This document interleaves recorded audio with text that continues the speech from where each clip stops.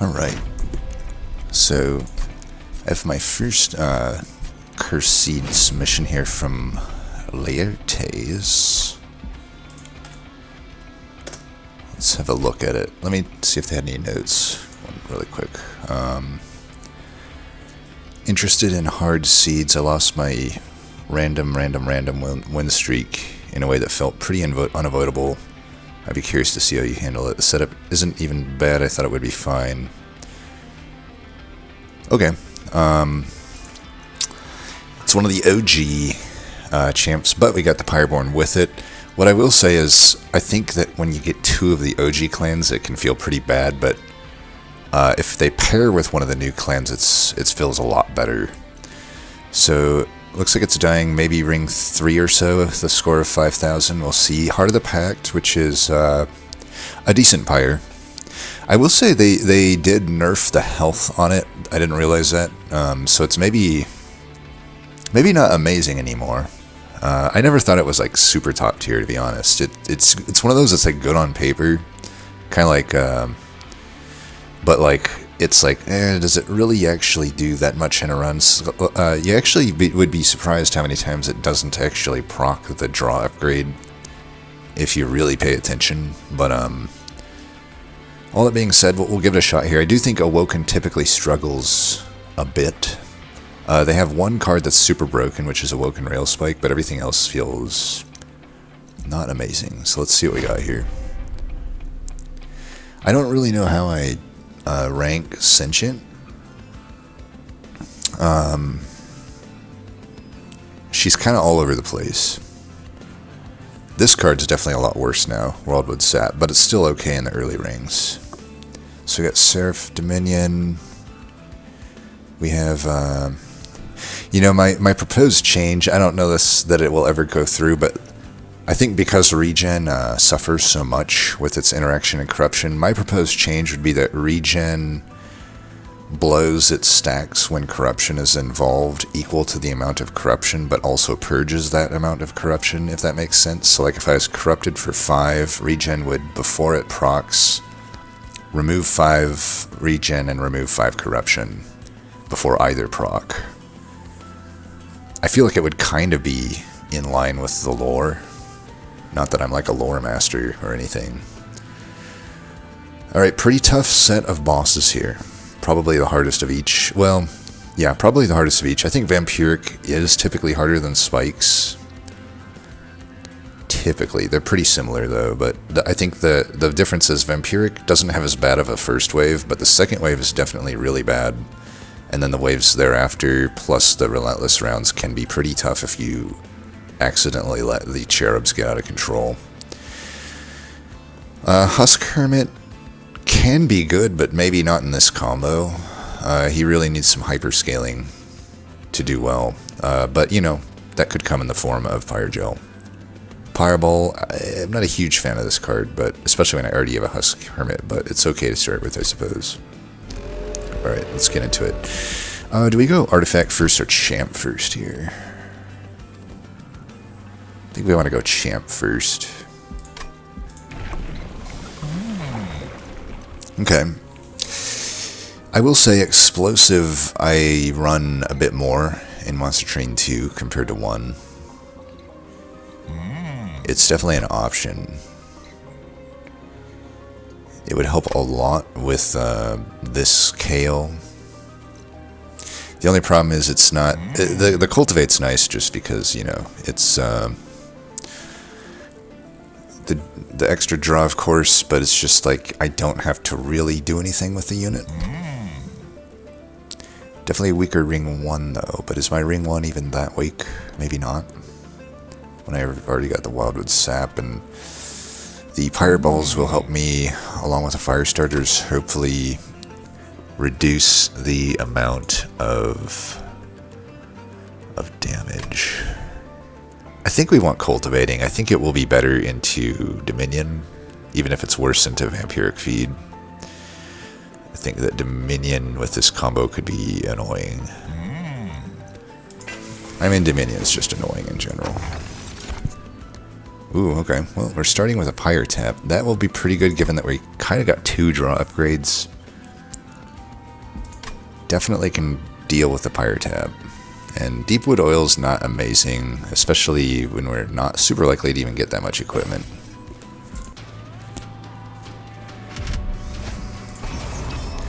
Deepwood Oil is mainly good on Artificer type builds. But even then it can be bad because you might have grafted units that you don't want the armor on. So it's a sap boss we definitely want to set up at the bottom.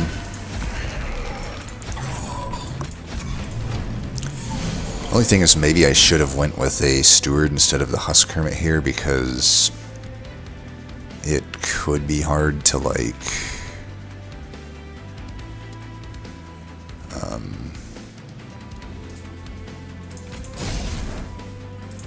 what am I trying to say? I think we should do this if it's going to save us 4. You know, this thing's probably not going to die. But if this saves us 4, then we do it. I don't think it saves us 4. If it, he's only going to hit us once, it looks like. So it's either, does this Pyreball help me kill it, or does it not? I think either way, just putting the steward down actually is better here. Costs less of my pyre, and it does the same amount of damage, essentially. Alright, definitely taking the collector.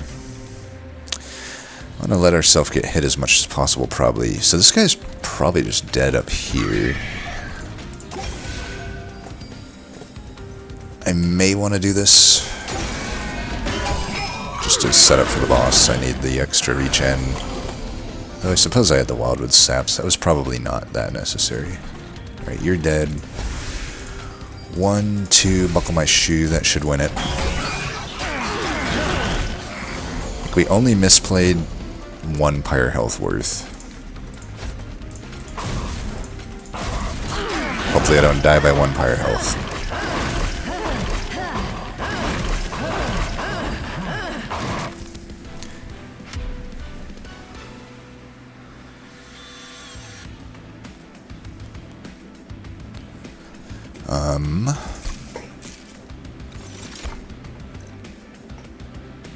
Okay, razor sharp edge. I thought they buffed razor sharp edge. Maybe I'm wrong. I thought they brought it to 12. Maybe that's only on the test branch. I think they're testing around with some more buffs. I will say razor sharp edge is not nearly as good as it used to be in the old game. Like 10 is pretty slow with a downside that doesn't have much else going for it. Like compare it to like similar Lazarus. There's a lot of similar Lazarus League cards, right, where they have no real downside and they're also stacking lifesteal on top of that damage. But I don't know, it's maybe better than these. The Sting is helping a little bit with killing tanks, which is our main problem right now. The Restoration Detonation, they did buff that one decently. 15, you know, that's going to be a lot of damage sometimes, especially in the corruption fight. Unfortunately, it comes with a calcified ember, but with the Pyretap, the embers aren't too bad. They're just 3 pyre health in a lot of cases.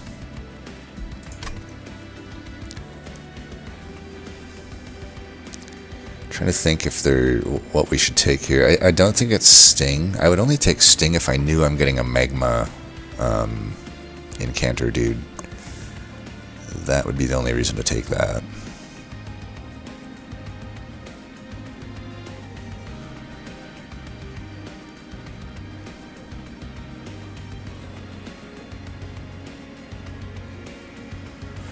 We got Siphon. We also got to think about Siphon Archeon. You know, the early, like I said, the early rank of Sentient isn't necessarily amazing of Cultivate Path. Mainly comes online in the late game. But they did buff it. It cultivates for 2 instead of 1. But yeah, I'm trying to think. What do I need? I need to not leak so that I can keep using my Pyre as a resource. I can't do a big leak. I also just need to make sure that Archeon's dying. I think the Razor Sharp Edge helps the most with that, because I do need to actually scale, and if I end up with only the Cultivate 2 as my scaling, that might not be enough. But with Wildwood Saps and the Edge, I think I should be fine. I don't think Detonation helps me that much to kill Archeon. which just helps me to not leak. So I think we'll take the edge. Okay, early fanning the flame. Very interesting. I have kind of talked shit about this card, but when you kind of get it ahead of curve, you're not really supposed to see it this early. It becomes a pretty enticing pick. We also have an okay chance to get a Mark of Invasion at the next trial because we didn't see it in the first one. It's a 1 out of 3 chance to see Mark of Invasion. Which is you know, I still have to like draw the fanning of the flame in the opener to make use of that, but the other thing is I have the Snotty Whelp, which has some anti-synergy with the Cultivate Sentient,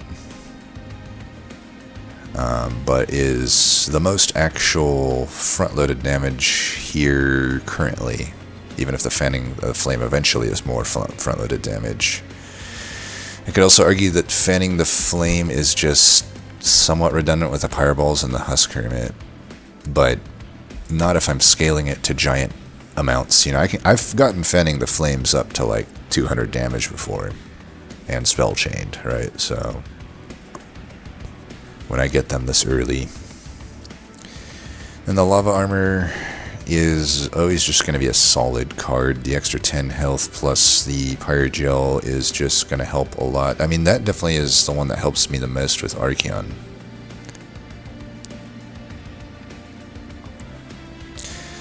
Fanning the Flame's tough too. It's just like, if you don't draw it into a floor of only squishies, it can just not scale, even if the odds are in your favor.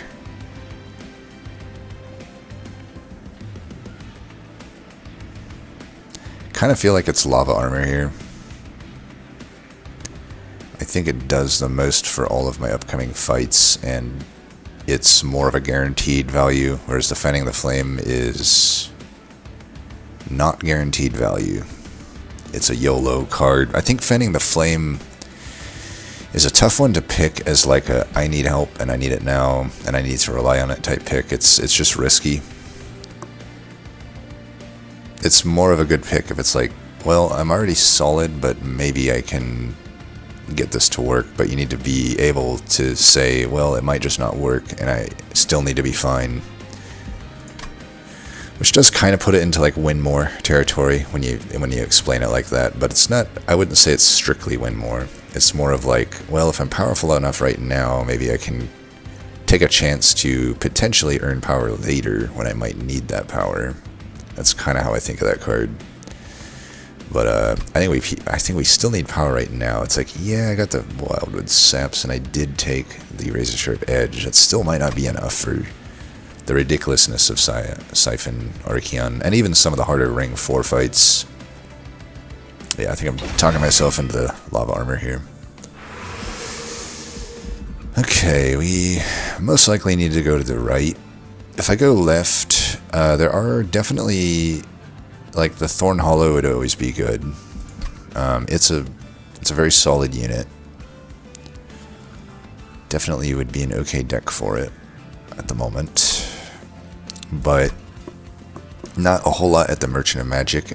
It'd be pretty hard for me to justify going left. It's like, the only cards that I really have that are spells that would take decent upgrades would be the Wildwood Saps, which aren't that good anyway, and the Pyreballs, I guess, but they don't even take upgrades that well, other than just some Ember upgrades, which I don't necessarily need since I have the Pyretap.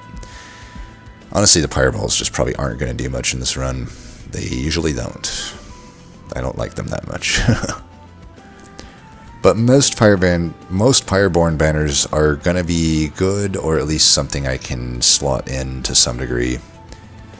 You know, we don't have any Dragon Horde at the moment. I could get, like, the dude that gives some on death, which isn't amazing, but it could be something to just get some Horde building, and then maybe later I find a Greed Dragon or something like that. I could get the Incant dude that's really good. I get Magma Mauler, which is alright. I think at any rate we need some Merchant of Steel upgrades. Alright, we got a multi. That is going to be good on the Husk, if anything. Quick, I don't think we want. It's very anti-synergistic with the Sentient. We only take Quick if we plan on putting Husk on a different floor than the Sentient. A floor above the Sentient, I should say. So we'll see. We also got spikes for what it's worth. I think they need to upgrade that. Upgrade to... Ooh, Hothead. Hothead, Hothead, Hothead. Normally a very good unit, but a bit redundant with the Husk Hermit somewhat. All it takes is a Ritual Tome, or whatever the tome, the Pyreborn Tome, or a Mind Horde equipment to push this past Husk Hermit, I would say. Also, maybe a Bloodthirsty Blade. We would really want a Bloodthirsty Blade. The Martian Arms is almost certainly getting hit here. It does suck, though, that we have to give up another banner.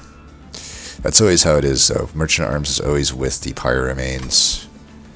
Which could be fine. I mean, Pyretap, right? It's weird. I would very rarely take a Miser over a Hothead, but I am kind of leaning toward it here because I don't know that the Hothead gigantically does anything that the Husk Hermit is not already doing.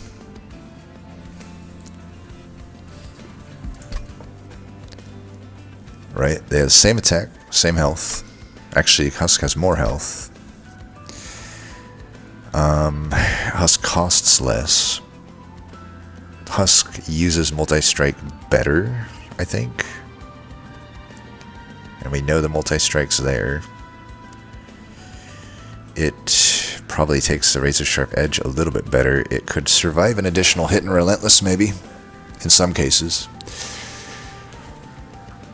So the reason I would take the Miser, I wouldn't put it on the floor with them. I would just stick it down and have it earn me 10 gold here and there. Which is, it's just, I don't know. These are not really the units I wanted to see. I would have took literally any other of the Pyreborn units. I mean, if you look at what else we could have gotten, you know, we'll exclude the rares. We'll just say, you know, the uncommons. It's like, I much rather would have, like, the Magma Cultist is probably the biggest one. I would take a Greed Dragon speculatively, because it's pretty likely you'll find eggs of some sort, and then I'll just build into that. The Guildmonger I would take, just to earn some eggs and just be a decent statted unit. Magma Mauler, probably the three I really want would be Magma Cultist, Magma Mauler, and Greed Dragon. But Guildmonger still would have been better than these two, I think. Generally speaking, Hothead is better than Guildmonger, of course, but it's just given the fact that the Hothead is just redundant with our sweeper. So I'll just take the Miser, long story short. And I will definitely take the Multi-Strike here. It's weird, but like I could just do this. Like I said, I don't really want to be quick. I want to take hits on the Sentient. The only reason I would hold on that is like if I think I'm hitting another steel. Like this steel is very unlikely to get hit. I think we are almost certainly going left here to go for the trinkets, go for the Pyre health, and get the alcove.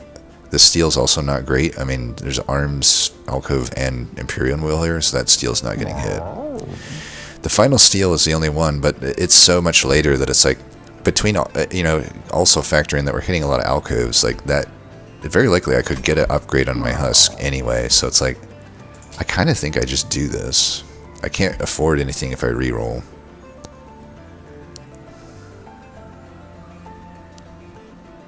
Yeah, I think we do this. We just need the extra front-loaded damage. And this is actually an okay play here. So what we're going to do here is give him some extra health and some spikes. Keep in mind the Avarice will, I think, proc with those spikes. So it's actually just going to pay for itself and then some. I think we're alright here.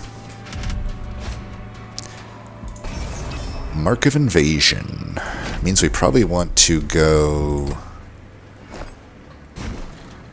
top with this.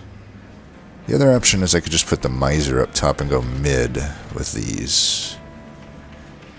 The problem is if I go top, I think we go top and I could just go Miser mid if it'll take some hits, but it's a lot of gold and I do want that gold. It means I give up some amount of scaling on the Sentient, but that's fine. I think that's absolutely fine.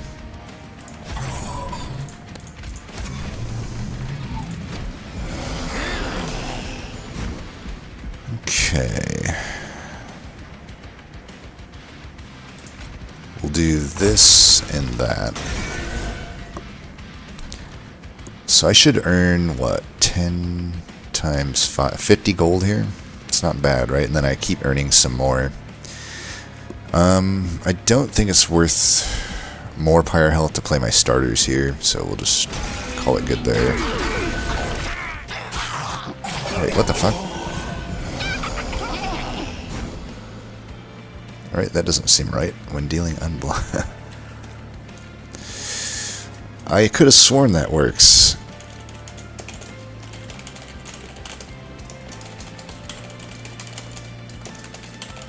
I believe that that should work. Well, that sucks. It is what it is, I guess. I could kill all these. I think we want to. I'm like, I could also just do this, but we'll do that. So I earned no gold here. It sucks, but I could have sworn spikes used to do that. I am very adamant that it still should, so shame on anyone that said it shouldn't. I mean, right? Am I crazy? It's unblocked damage. It doesn't say unblocked attack damage. It says unblocked damage. I mean, if I hit something with spikes, it triggers a revenge on me for hitting their spikes. I know that much, so definitely seems wrong to me, that interaction.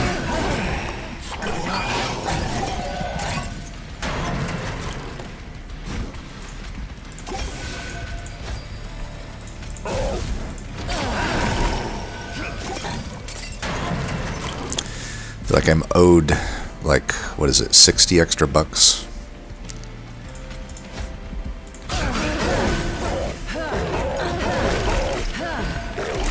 Obviously, if I would have known that, I would have put the miser in back and at least earned, 20 or 30 gold out of it instead of 0. Sharpen is not horrible in Monster Train 2. Neither is, well, I don't know. Pyre Shards kind of is, especially for the Calcified Ember. I don't know, though. It's okay.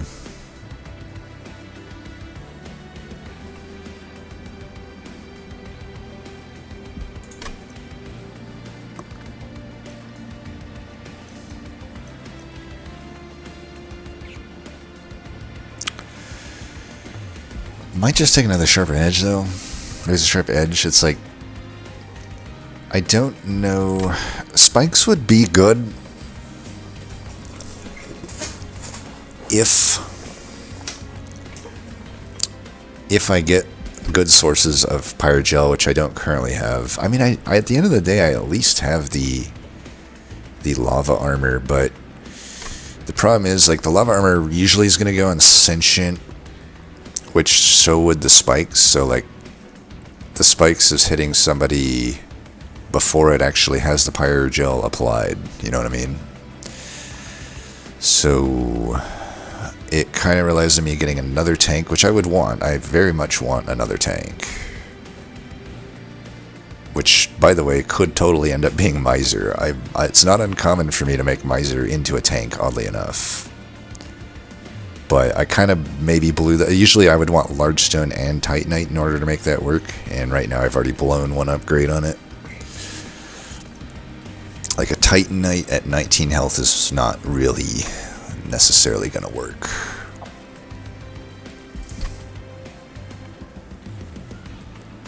Nice thing about the Sharpen 2 with the Pyretap is the high cost. It's overcosted for sure, but that matters less when I have Pyretap. I don't have infinite health to use, though, but I think we take it. I can work around it. Otherwise, I can just take the shards.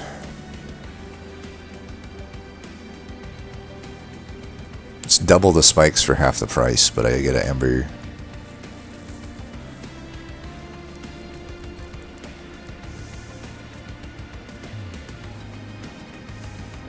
I'll take the Pyre Shards. Second Lava Armor or Pyre Cask. I don't think Flicker is going to be good for this build. It's not really good for a lot of builds. It's okay. Calcified Ember is really just boning me, as per usual. Technically, it's not boning me, it's boning Layer Taste, because this is his seed. Lava Armor. It's a brick if I take it and I don't end up with another tank, which could happen. I mean, I only really am going to get another offering here, because I'm almost certainly not going to the Merchant of Magic, right? I think I'm going to the Merchant of Arms. So it bricks if I don't get a good tank here, but I don't know, I'm likely to get a tank. There's either of the hollows, there's any of the rares, there's, you know, Greed Dragon, which, I don't know, we may not end up with any eggs, but if I go to the Arms, I could at least maybe find the Siphon thing.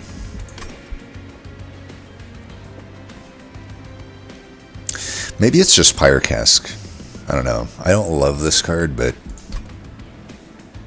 certainly could help in some cases. I think it's the Pyre Cask. I don't think we take another Ember. Still don't think we have really any... I would say maybe Consumer Move on Pyre Shards or Cask could be okay. And, you know, either of the Hollows would be very good here. Mainly I want the Thorn Hollow. Then I have my other tank. And then the plan is we can switch heals between Sentient and we put Thorn Hollow up top. And it can... The Lava Armor will put on the Sentient. And then we get a bunch of extra damage on top of the spikes with those Pyrogel procs, and I mean, it's still not that much. Lava Armor is only 3 at the end of the day. It's like 1 proc of spikes. It's like one heal of Thorn Hollow. Is that even really... Am I thinking too much? Am I thinking my amount of Pyrogel is even going to be relevant for the most part? I don't know. And I mean, it's like, only really like double stack and consumer move are all that good for me. Some Ember upgrades are alright, but like, I don't know. I don't even have a great spell. I guess Spell Chain's pretty good on the Razor Sharp Edge. That actually would be pretty good. Let me think of the equipment that I can, and rooms that are available for me right now. I think that'll be important to think about here. So, let's go equipment. And it's only going to be uncommons or rares, so BT Blade I really want. Glass Cannon would not be good, I don't think. Meat Shield would be acceptable. I would merge that with the Lava Armor. Stoic Plate Mail would not be great. I could still put it on the Miser and it turns into a tank, though. The Avarice still works with Silence. It's a tank that I don't know what it really does, though. Swift Steel Dagger, it would not be amazing, but it is 15 damage for 1 at the end of the day. Even if I'm giving up Cultivate procs, it could just be something I put on the Miser, for example. And then for rare, Equalizing Rings would be good for the Sentient. I could put that with the thing, but it's also like, at that point, I do want Quick on the dude, because the damage is wasted anyway, unless I'm quick. Overgrowth Carapace would definitely be something I could use. I could put that on the Miser. I'll just have him as a finisher. Hef's Hammer is not available. Void Armament would be good. Just put that on the Husk Hermit and hope we don't ever die with it. I mean, most of the equipment seemed decent, but I could still brick, you know. The rares, I think Equalizing Rings would be the brick for the rares. The other two would be quite good. The brick here would be glass cannon and maybe the swift steel dagger. The dagger would not be a brick if I also get equalizing rings. If I also get equalizing rings, then I take this. If I see them like together. But Bloodthirsty Blade would be the main thing I want here, and then Meat Shield and Plate Mail are takeable. And then as far as Pyreborn is concerned, we could get Mind Cage, which would do nothing. Soul Smelter, which would be pretty good. That would give me some eggs. Even if I never end up with a Greed Dragon, at least then I can start getting some extra gold and artifacts. I would definitely like the Soul Smelter. And then for rooms... Oh yeah, rare. And then this Dragon Staff, which I don't think is amazing for me. And then for rooms... There's Hell Furnace, which would be fine. It's like an extra... lava armor, essentially. And then Sacrificial Chamber would be okay. Just a bunch of gold. I would take it for sure. And then for the neutrals, Steward's Quarters, probably not that useful to me. Boiler Room, definitely useful. Enchanted Chamber, not what I'm looking for, but I would take it. I mean, we have definitely a lot of pings, and the heals, all of those benefit from 15 power, and Fight Club is always just a solid room to have. But we might not be wide enough for it to be that important. But at the end of the day, it's still like 30 attack worth of scaling, but obviously we just take it. I think there's enough for me at the Merchant of Arms, it seems like that's the call, plus I want the health.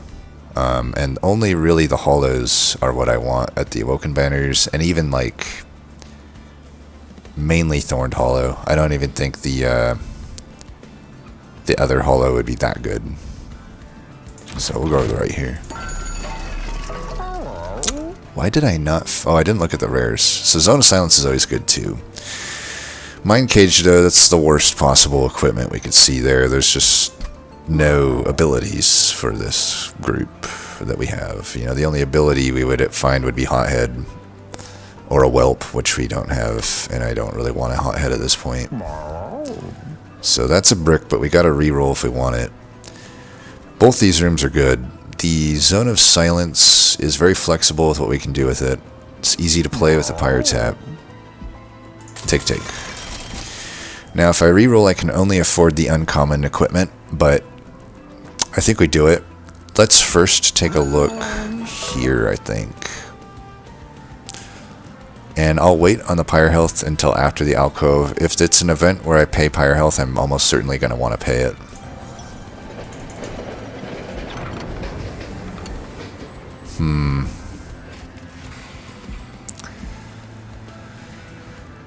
Interesting.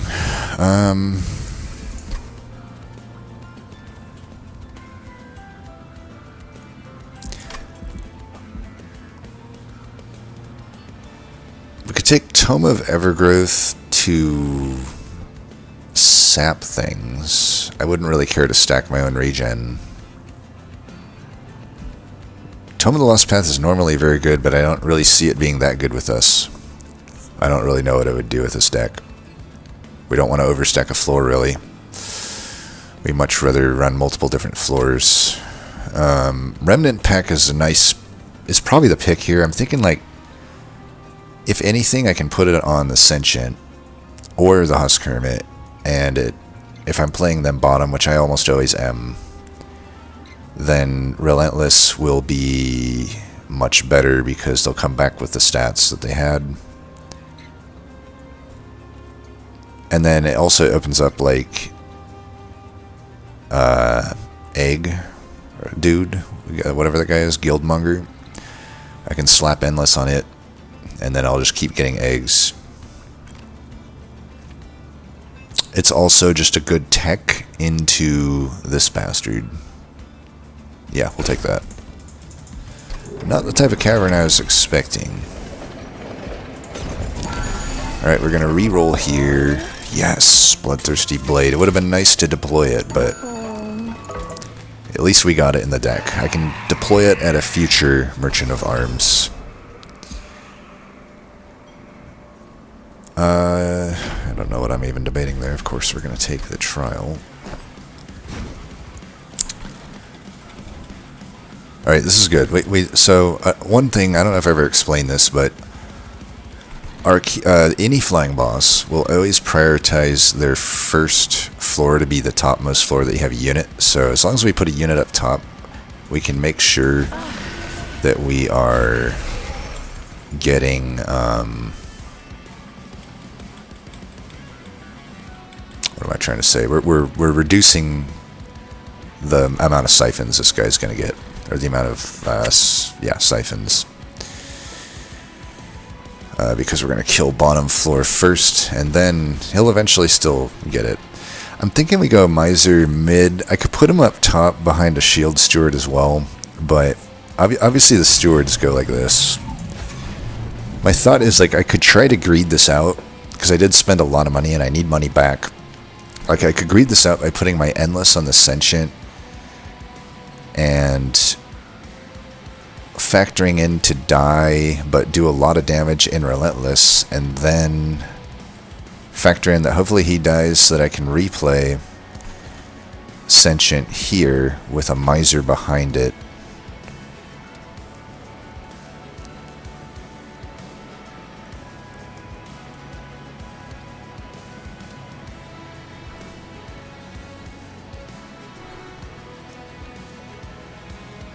Nah, I think... yeah, I think that works. Okay, so Room of Silence doesn't really do anything positive for me in this fight, so we're probably just not going to play it. But obviously we want the boiler room here. We want that there. I think we play this here.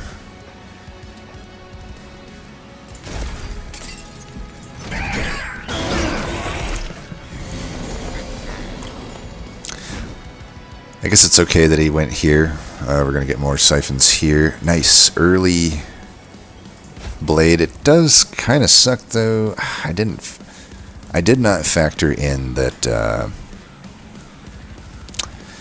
that the spikes is going to steal my slays.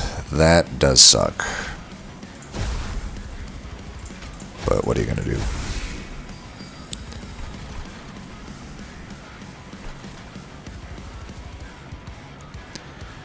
So this guy dies to his own resolve trigger.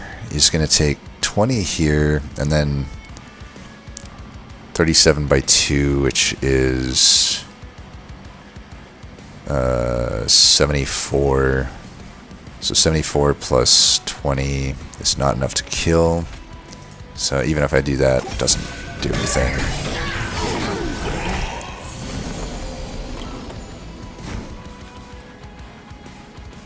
They still get some slays here.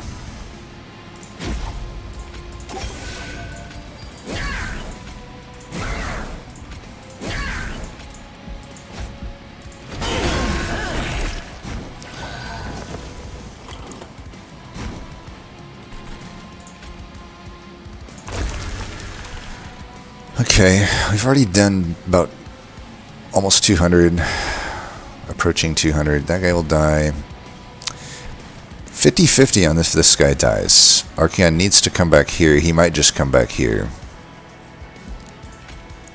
If I really want, I can probably draw another Pyreball and kill the shield steward. I don't need to do it right now though. So, let's see, 48 by 2. I just don't know if I'm throwing the run because he's already got a lot of rage. Like, I feel like I might throw the run if I try to greed this Miser out by putting the Endless here. I think the Endless still should probably go here. I don't know. It's a tough call. You know, I don't know. Yeah, the regen's not going to matter much because this guy's going to have a lot of fucking rage, especially if he comes bottom this next turn. I could also just not play the Remnant Pact right now and hopefully factor in that in 2 turns of drawing 7. You know, if I can proc the park, I'm guaranteed to redraw 14, which wouldn't include these. I need to like get rid of this guy, which I can do easy enough. I can just kill him right now or just put him out and let that guy, probably let that guy die. Yeah, so we want to do that for sure. We want to do that for sure. Question is, do I wait on this to see where Archeon comes? Does he come mid? It's not deterministic here. It's 50-50 where he goes at this point. Both floors are filled. He doesn't follow the initial pattern. It's random. He just has to visit all 3 floors, but the order in which he does that is random at this point.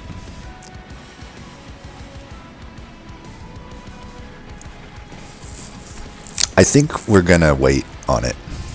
And if I don't redraw it, I don't redraw it. Oh, I forgot to proc the Heart of the Pack. Whoops. He went mid, though. That's best case scenario for us. Now the worst case scenario is that I don't redraw the Endless in time. So we definitely want to proc the thing. We'll hit him with all of these, because they're all dying anyway. Do I play this? Not really, because we're not going to redraw. Right? Or we don't care. We are going to redraw, but we don't care. Oh, the last one. Oh, he's dying, though. Fuck.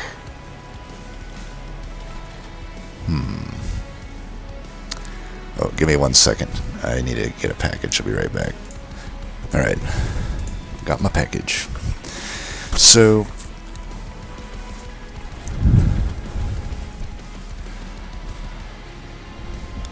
I think we should try to greed this out.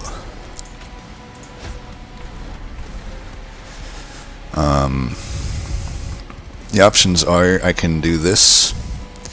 That's pretty extreme. I could do this.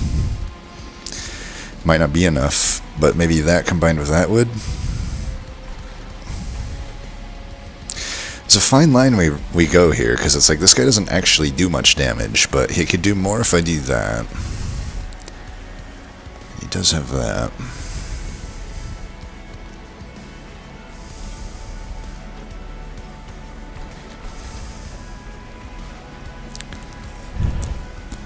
Because his rage isn't going to go down much. You know, and even if he survives with like 100, like 50 HP or so, or like 200, I may not be able to finish him off.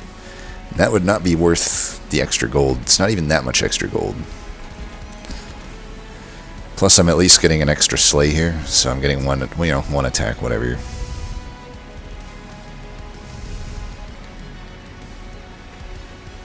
This would be a lot easier if he was just like, you know, barely dying.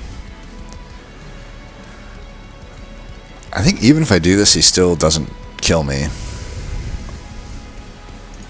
Because he's hitting me once.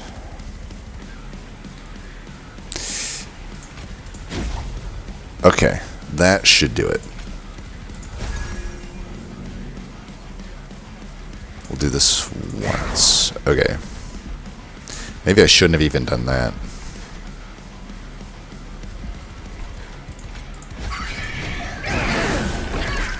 I'm probably only getting 1 extra gold here.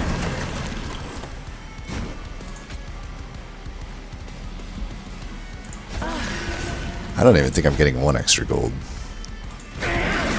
Okay, sorry, 10 extra gold. Okay. Is 10 gold better than 1 attack on the Bloodthirsty Blade? Who knows? I probably should have even done a little... Maybe I could have hit my own guy with the Pyro. Oh well. So we already have a room I think that's better than Hell Furnace. The Cycle of Life could be okay, but the Pyroclasm is such a good card.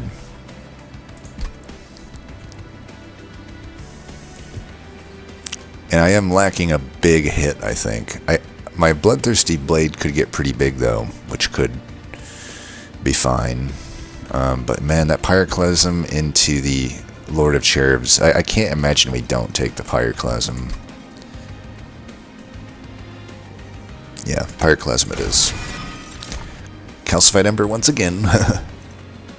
Okay, this is interesting. Calcified Ember once... Why can't the Calcified Ember just go to the Miser here? Like, throw us a bone here. because obviously I don't want the Miser at this point, but both the Cultist and the Guildmonger are acceptable here. I'm kind of leaning toward the Guildmonger, since I don't have any eggs. I can throw Endless on it, and just set up mid, or even top. And I'll just go bottom with the Monger and have him gaining eggs. I don't need the Endless, I don't think, for rings 4 and 5. I think I'll scale well enough with the Sentient plus Dude. Downside of the Cultist is it would want to probably go on the same floor as everything, so he's going to steal Cultivates. And that's not good. But I could definitely incant a lot with this deck. And the Pyrogel would certainly be something you like. And the Boiler Room plus Megamo Cultist is a nice combo.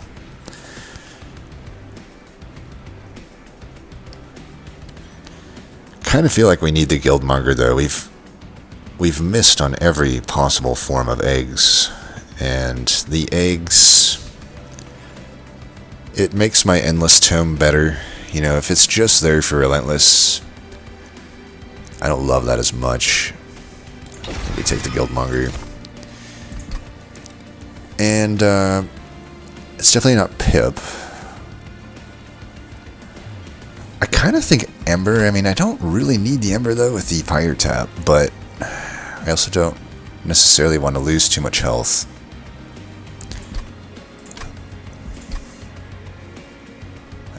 I'm getting my health back here anyway, but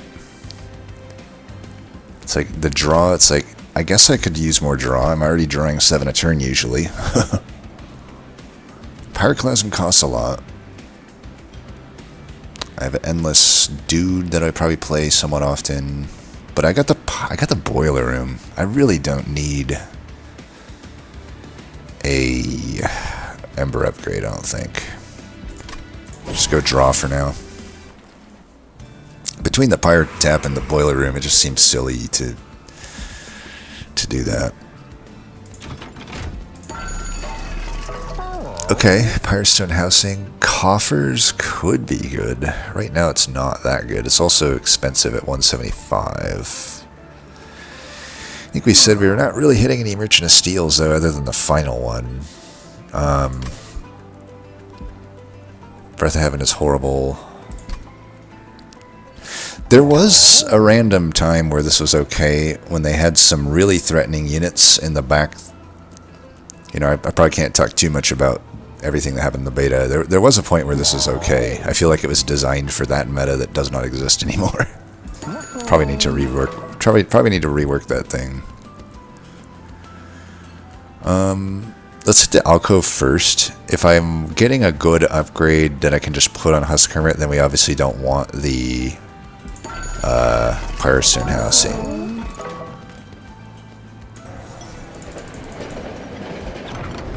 Yep, just a prime example. Because these will take up an upgrade slot. Courage is usually really good, but not on the units that we have. Benevolence is not maybe is, I don't know. I usually don't take Benevolence. Usually Courage is better because you just put it on your tank and you gain armor on top of the heal, but maybe in this case, if we never end up with a big heal, regen's not going to cut it, and honestly, Benevolence might be pretty good to just stick on my Husk Hermit to heal the Sentient. Then Wrath is always fine. Then in either of these, now a Mine Horde becomes okay, and so does the Tome. Now I finally have a good ability. I don't think we can really go wrong with either of them. Does the existence of Pyroclasm in my deck mean I don't need the Wrath? And if I can get holdover on it, certainly, but the magics, I don't know. Yeah, I go either way here. Magic is certainly takeable. Magic here is very takeable. It's somewhat takeable here. You know, I'm not going to want the steal. I may want the health. may have to give up that final Helvant.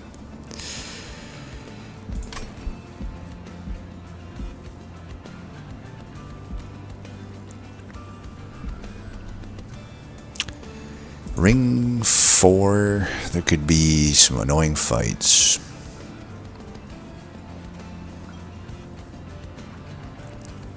I feel like Benevolence doesn't really help me until late game, whereas Wrath immediately helps me. It also helps me with Slays. I think it's Wrath. But man, Benevolence into this fight sure seems good.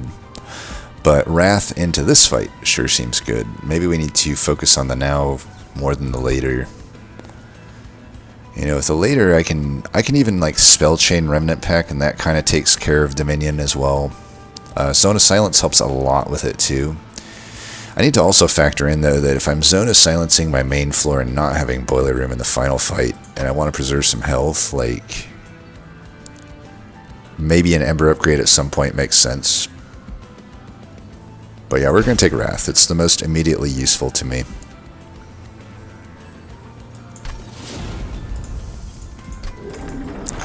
And there's definitely a ceiling with it. Sucks that we're only getting some higher HP here, but... So I could hold this gold or I could take this. I will say, like, even with Endless, this guy's probably not dying enough that Expanded Coffers is that useful to me at the moment, but if I do end up with eventually the Soul Siphon thing on top of him being Endless, you know, I am hitting this Arms, certainly.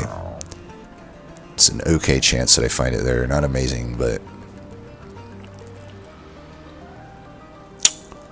Probably not hitting any other arms though, and probably not hitting any other armories, so like my chance is not super high that I find that.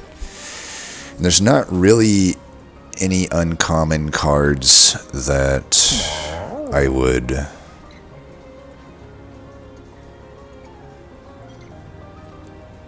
gain me egg. I think it's unlikely that I can use Expanded Coffers, so... And if I re-roll, I might be able to afford something... No, I wouldn't. So this is just a brick. It's unfortunate, but it's definitely a brick. Unless I still think the other units would benefit from, like, overstacking, but... Or stacking extra upgrades, but I don't think they would. And we'll go full cultivating, I'm pretty sure, yeah. Could just remove a card at least in the meantime.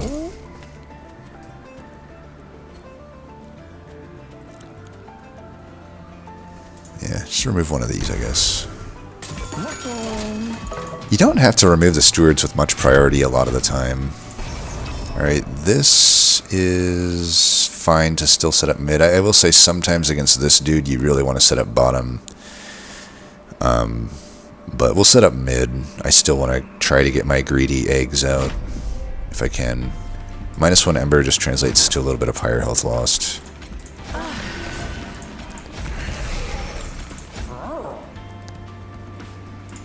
Miser behind just to get some extra damage, or extra gold. I'll play one of them out with health. It's fine, I don't want to have to draw into it. Seeing that though, this is actually a pretty common setup that I might want to do, so I should probably have gotten rid of the steward instead of the whatever his name is, but it's fine.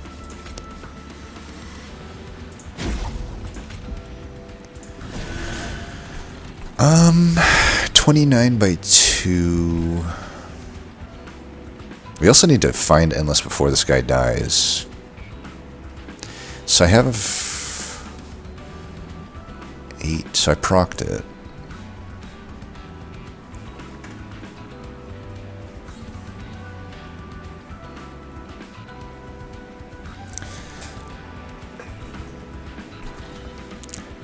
By 2. I mean, it won't kill him. I think I need to hit him. If I do that, though, it's like maybe too much. Drawing 8, but unless I draw Bloodthirsty Blade, I don't know that I'm killing him. I think I have to do this, unfortunately.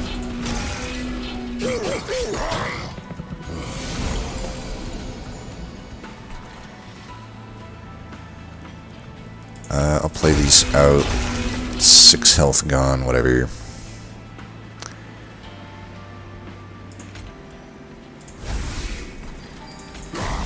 Doing that just for the Heart of the Pact. I don't want to take any more pyro damage. We've taken too much already. Luckily, we have 1 health left here, so I hope we don't low roll and bottom deck the Endless completely.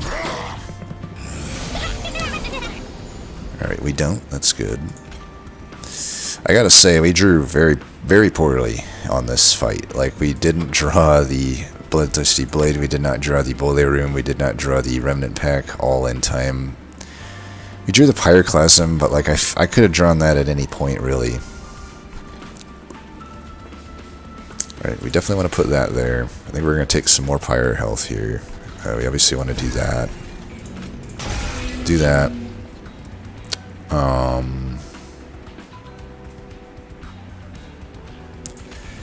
If I do that, I get the Slay, so I should do this. It's unfortunately even more Pyro health, but what are you going to do?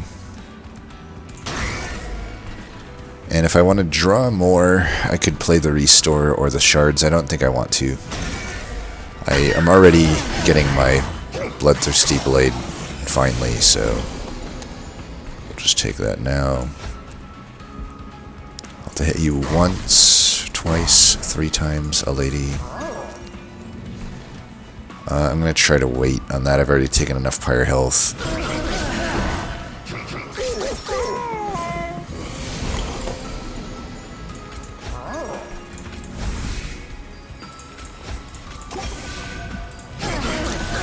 Oh, I forgot. I have Wrath. Completely forgot that I had Wrath. These turns could have been a lot better had I done that. Oh well.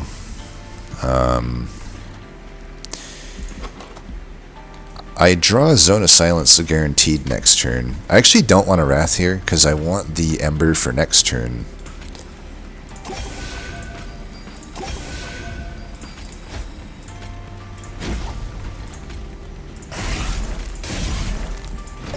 So what I do here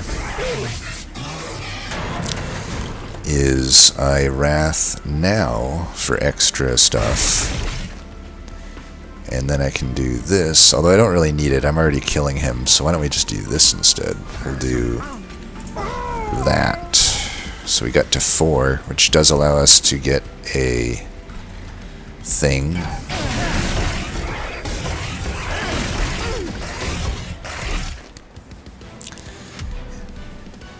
Though maybe I want to wait for a real artifact.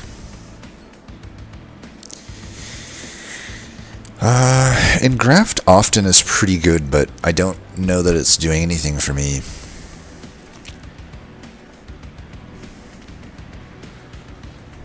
And the other 2 cards are definitely victims of power creep.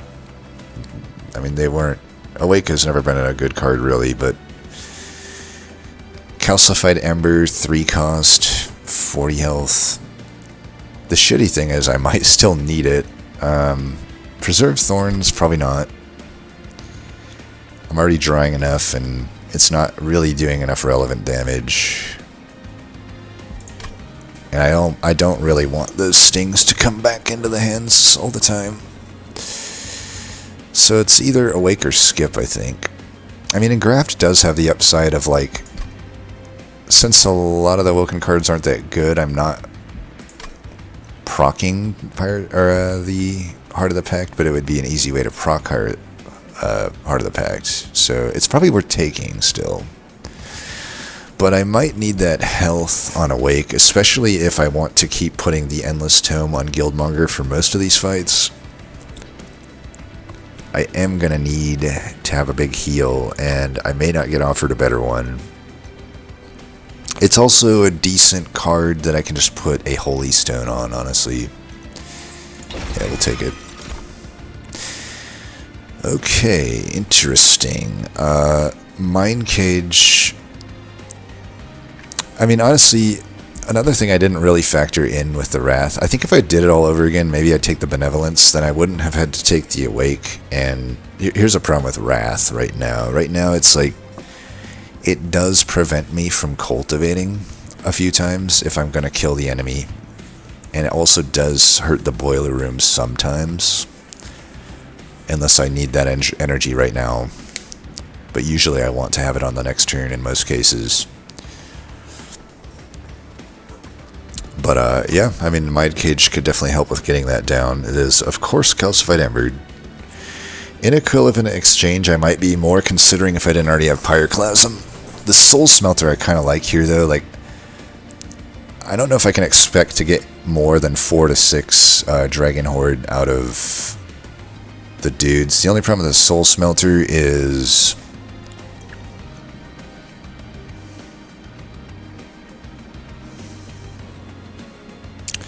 The only problem with the Soul Smelter is...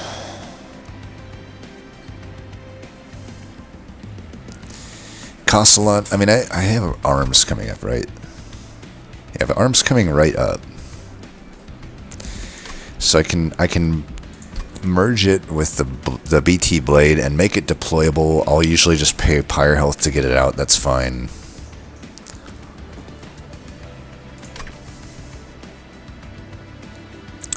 The Mind Cage gives me so much extra battle, like actual battle help, but I feel like the eggs would be so nice, you know. That even allows me to protect myself in the cases where Guildmonger just doesn't find Endless in time. Granted, if I find Intrinsic, it's definitely going on Remnant Pack.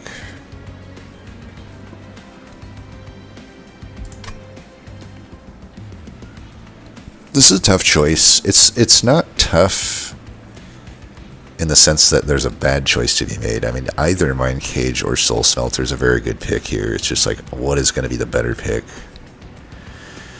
You know, the Awoken artifacts aren't that good. Some of them got buffed. Like, the one that gives health to your front unit is pretty strong now.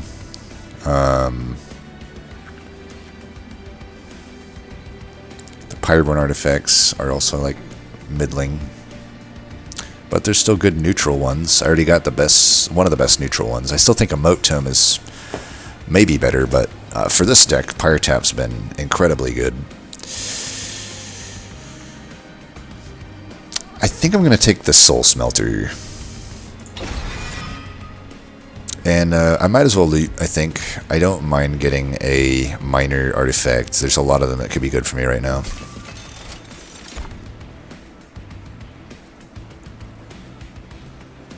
Not really these ones. I guess Ember Charge. Ember Charge is like okay. I was much more wanting like extra Pyrogel or like, I don't know, other stuff. It's okay. Damn it. We would have had the Soul Smelter anyway, apparently. Well, we've got some options here. I was going to put the Soul Smelter into the BT Blade, but now I see a Void Armament here. That's an entire extra strike. I actually feel like that is better. I can... am I hitting any other Merchant of Arms? Probably not. Does mean the Soul Smelter becomes a brick if I do that.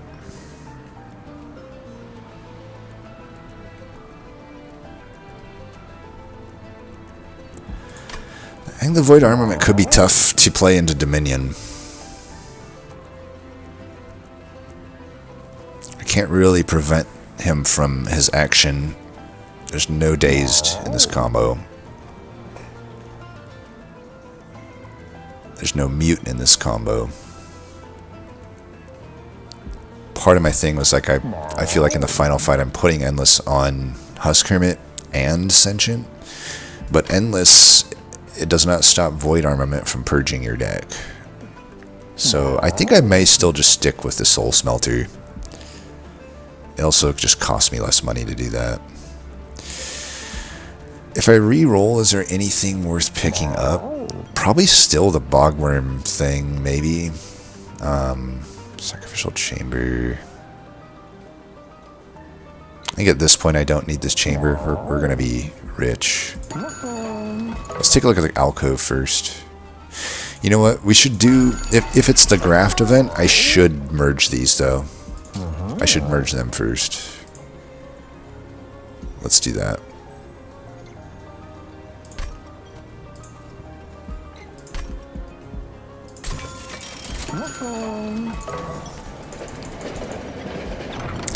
Ooh, that's rough. Well, we're hitting pyro remains there. We're hitting pyro remains here. Fuck. It's like the worst artifact and pyre to do this event with, because it's like you kind of wanted to take it all the way to the end, and it's super worth it, but I don't think we take it. I think my pyre health is way too important to me here. That sucks.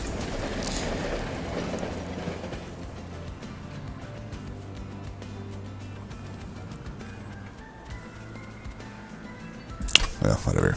I actually don't have a great hell vent, but it is what it is. Let's make this deployable.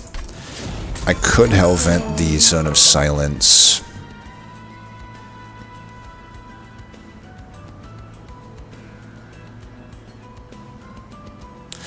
Actually, I think I hell vent the Endless Tome.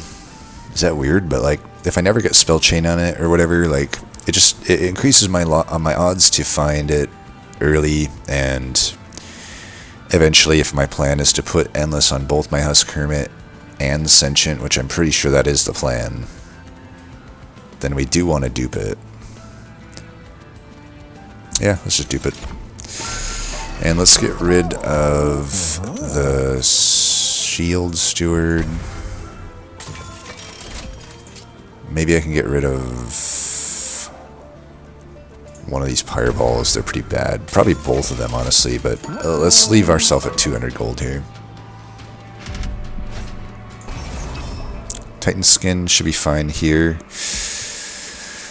We may want to set up top to maximize both our Bloodthirsty Blade and our shards. Yeah, definitely set up top here. I love this boss. I do have to say it's funny that when I see the complaints, we'll put Guildmonger here too. That way we have extra turns to find Endless on it. But yeah, I do think it's funny when I see the complaints about this boss with all the new players. I'm like, dude, all of the testers lick their chops at this boss. It's like, yeah, we would love the permascaling. Thank you very much. Alright, we'll go Endless here. No real point in putting Endless on them because, you know, they're either alive or dead. We can put Endless here, I guess. Just get a little bit of extra gold. Then we'll hit you. I really don't think we need the Pyroclasm here, so we'll save our health. So the Ember Charge did play. That's nice. Let's play this. I'll pay health for that. These waves are so weak that I may not even need to have this. I mean, this guy's killing anything at this point, right? Yeah, whatever. You can never be too safe, right?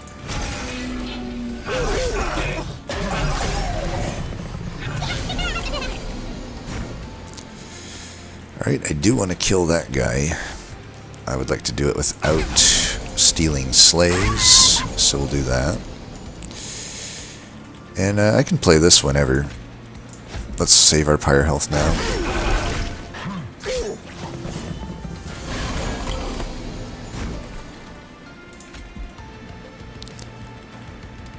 We can transition him to the bottom now, unless we want to protect the Miser.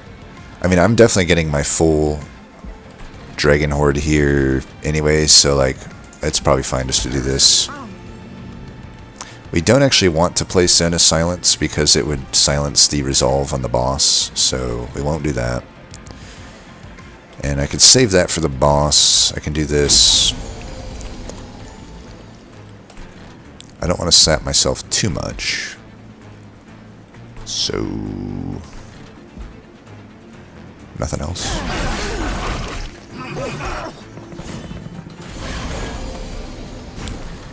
Alright. Awake, coming in hot. Throw you away. Proc the thing.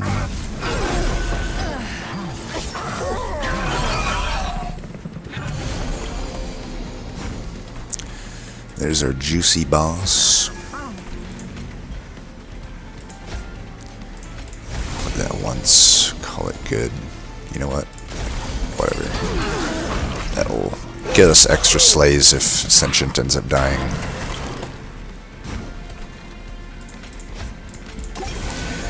Don't think he will, but, you know, in case he does.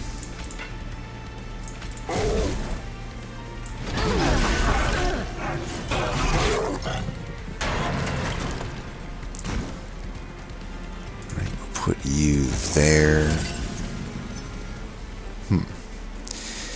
Have I overestimated my hand here? 20 reanimates. Okay, what am I missing here? 18 corruption.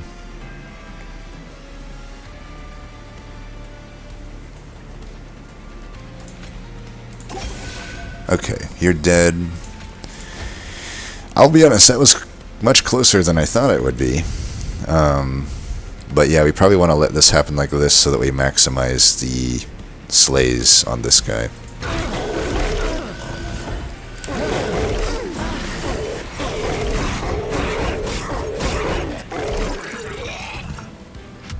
Okay, 7 damage taken. Definitely don't need any of this. We're drawing enough. Payoff. Now that's pretty good. The other ones are not. Soldier of Fortune sometimes can be okay, but not with this deck. Superheated, I still maintain that this card sucks. It's just like Hoarfrost Effigy all over again. Rarely it will be good. It's just way overcosted for what it does, in my opinion. Like, they're too worried about it being powerful. But payoff should be fine. You know, granted, a lot of my eggs are gained on Siphon, but I still gain an okay amount from the Endless dude, and that'll just translate into stuff. Nice. This is what I definitely wanted. The Hellfire Bellows. Ooh, okay. Nice. Little late for Golden Idols, so I think we're definitely taking the Emblem of the Exiles here. That's a ton of health. I will say it's a little bit anti-synergistic with my Dragon Horde dude, but whatever. Alright, I don't know where we go here. Like, I don't super need the Pyre health right now, because I'm going to regain it fully, probably here. Like, simply getting a Holy Stone would be pretty good. I do want to hit the Vortex. A little bit of extra gold's fine, even though I'm pretty rich. Some cost reductions are okay. Holdover, like Pyroclasm, would be fine, though I don't know that I really need it at this point. My dude is having a pretty powerful Bloodthirsty Blade. It's already up to 65. It's just going to keep growing. I have Wrath on him.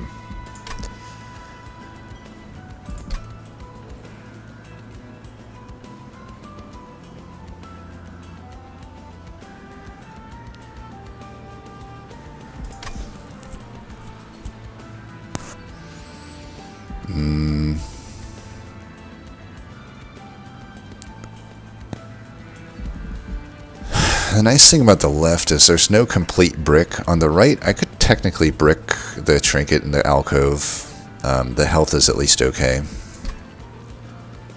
But Unstable Vortex, pretty good. I don't need to get rid of the Shield Steward. I could get rid of the Spear Steward. I could get rid of the other Pyreball here. I don't know that we need the Pyre Shards.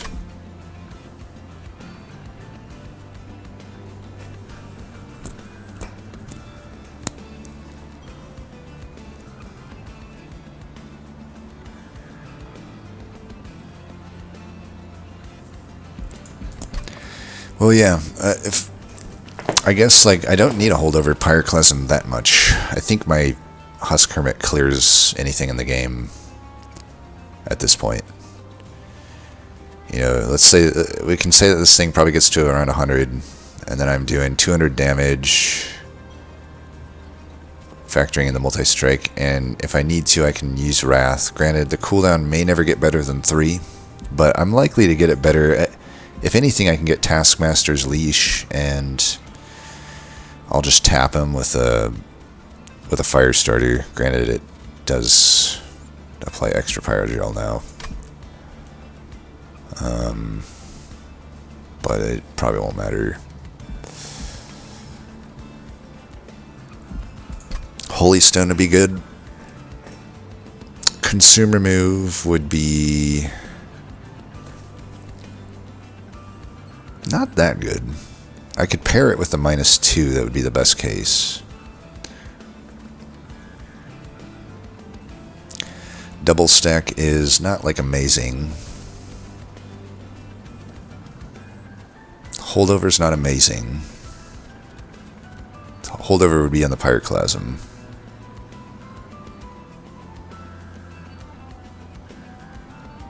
I just don't know. Hopefully I'm not overestimating my ability to deal with the waves, but I'm pretty sure I deal with the waves without the need of a Holdover Pyroclasm. So it's like, I don't know, the Merchant of Magic upgrades aren't looking that good to me. It's like Ember Reduction's really the only thing. Like Spell Chain Razor Sharp Edge is good. But even then I might want to, I don't know. Maybe it is the right. I think actually it is, yeah. Okay, we have no whelps. Magma Core's fine. That should trigger... I think it triggers Pyretap. Definitely don't want the Dragon Scale. We'll take that. If anything, the Vengeful Shards proc it, so that's good enough. It should actually give 3, right? Since I have the... oh, it's when a unit. Okay, never mind. Ooh, Crown of the Eternal. Super good. Sketches of Salvation. Not really doing anything. Well, definitely we get these. And then I can't afford that, so there's no choice to be made. Triple stack, 5 on reserve, or -4.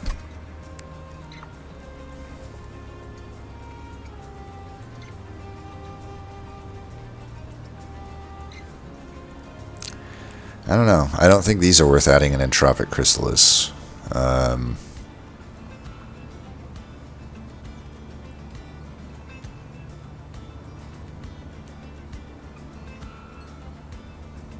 Unfortunately. I mean, it's easy enough for me to play it since I have Pyretap, but it's like, am I double stacking regen? Whatever, I'm already fully healing every turn. I don't actually need regen anymore other than for Relentless, and it's not even that good into Relentless. So it's like, I double stack the one and done Pyrocast. That doesn't seem very good. I make the Pyroclasm cost 0. It already costs 0 to me, kind of. And if I had to pay Pyre Health for it, like if I don't have the Boiler Room going, then the Entropic Crystals, just the same, probably cost me Pyre Health. So it's also just adding another bloat to my deck. So it doesn't really seem like any of these are good to me. I guess I could Permafrost my Pyroclasm. That's, I guess, the only thing that might be worth considering here. So it would Permafrost it, which is actually pretty good. Then it's like, okay, I have it for when I need it. It permanently gains 5 magic power, and it is attuned, so it's actually gaining, you know, 25 magic power. It's still not, like, amazing, but this thing could hit like a truck. It's probably worth it, huh? On the Pyroclasm.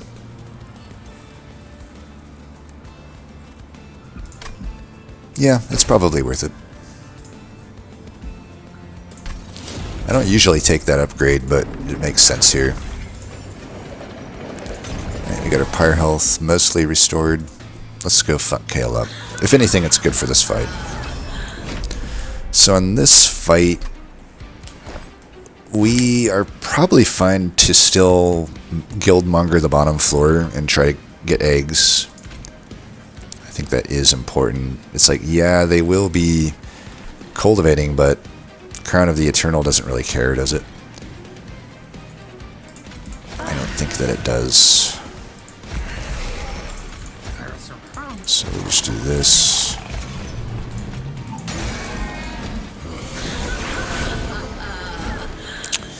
Oh wow, that procs the first turn, huh? Nice.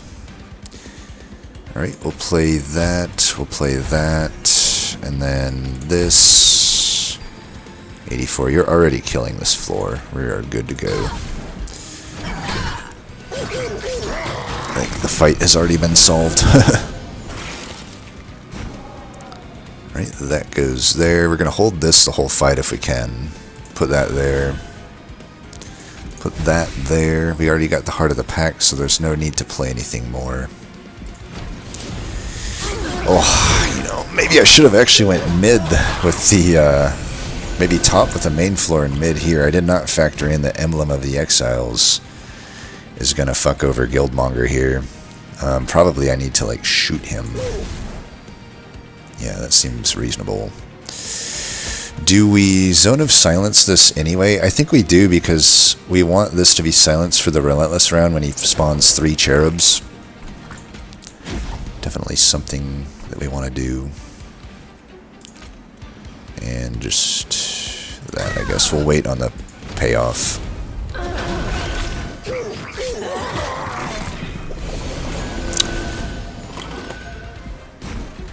Alright. Put you in. Endless can go here, I guess. Just same idea. Once we hit Relentless, I'll just play him in the middle if I need it. Ended up being somewhat useful. Here, why don't you just die?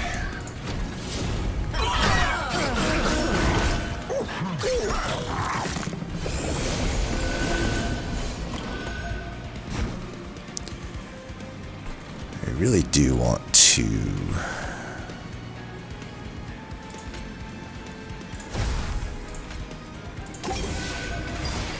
wait on this, I think.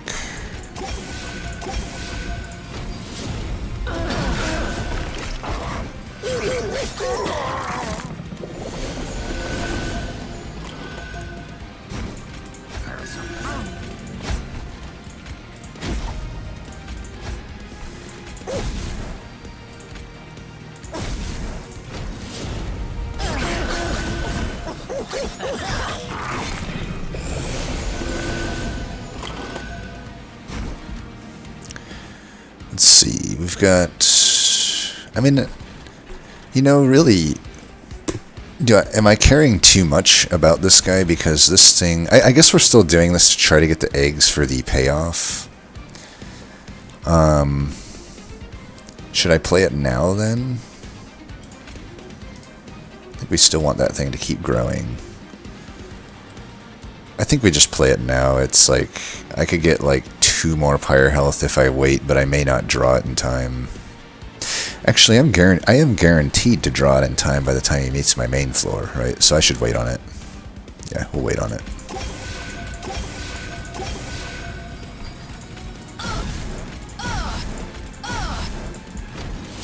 Look how big that steward has gotten.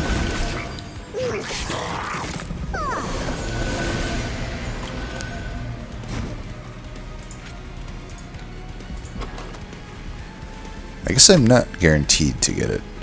We actually don't want to play this then, because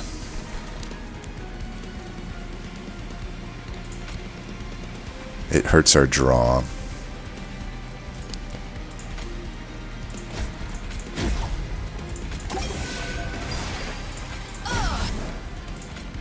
And I'm getting full eggs anyway.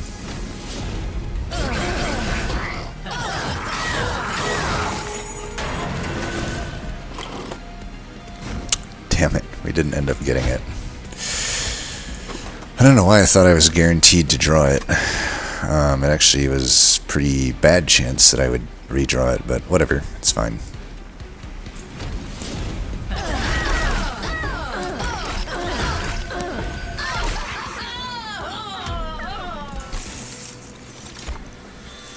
Definitely don't need another one of them. Spreading Spores sucks. And yeah, skip. Sucks that we brick on the rare, but I think we're in a pretty good spot here. So, I don't even know if in the corruption fight that I'm going to Zone of Silence my main floor. I feel like I'm not. I know I'll be getting a ton of corruption on Sentient, but eventually, I think in that fight I'm just putting endless on Sentient at least. I don't really want the husk to die because I would want it to celebrate with the item still on it.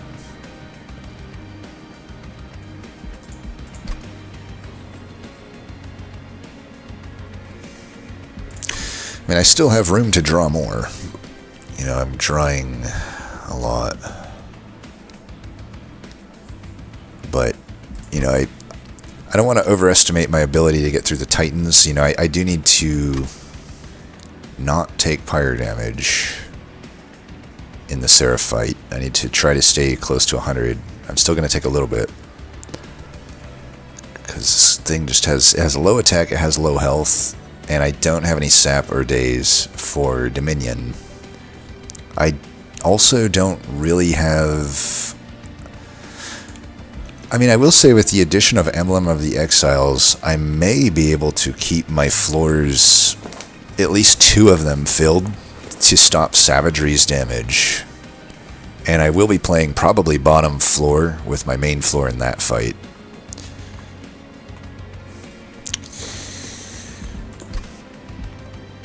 I really hope we find a Holy Stone here. I think that would make my life a lot easier.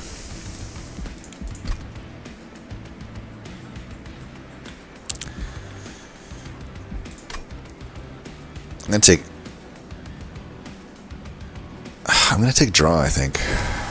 It's risky, but I think it's the call.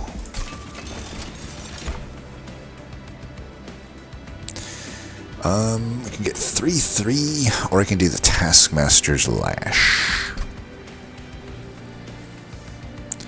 I think the 3/3 is not super relevant to me, but the Lash could be relevant. Then I can actually get my Wrath to hit for multiple turns if I need it. Shadow's Sheath is something. I don't know that we want it.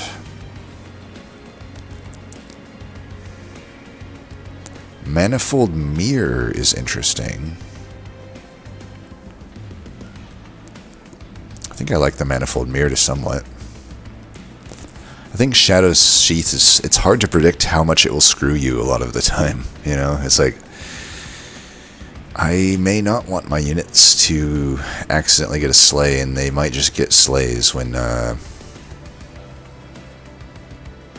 I think Manifold Mirror. Then I can silence every room, or Boiler Room every room, and then just play the other one that comes up. So that's pretty good. We're already at full pyre health. Okay, double stack and intrinsic. I think the intrinsic definitely goes here. Unless I need that to be intrinsic, which I don't think I do.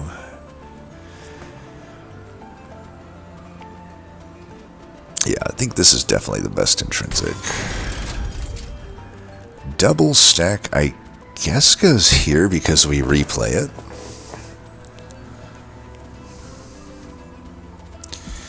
Unfortunately, this we would... I think I'm just getting rid of Pyreborn. What else do we got here? Hellvent.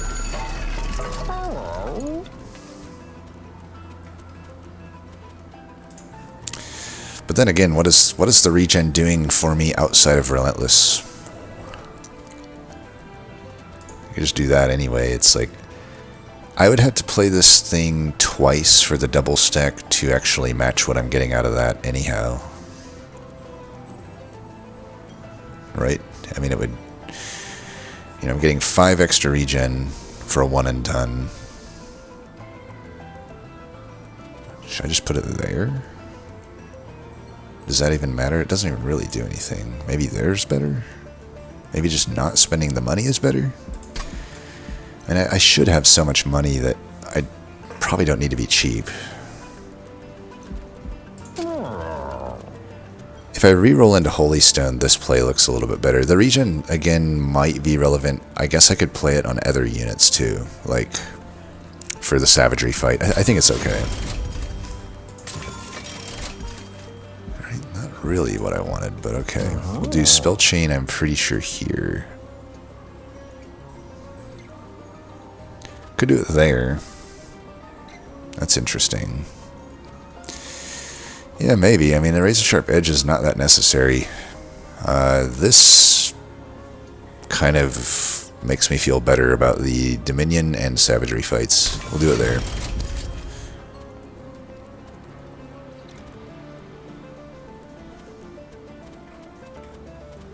Just make that cheaper, I guess. I could go 10 on... I don't want to add it to the fire starters because I'm often gonna. I may have to hit them on my dude. Just do there. I don't know. I probably just don't even need to spend the money. It's 20 bucks, but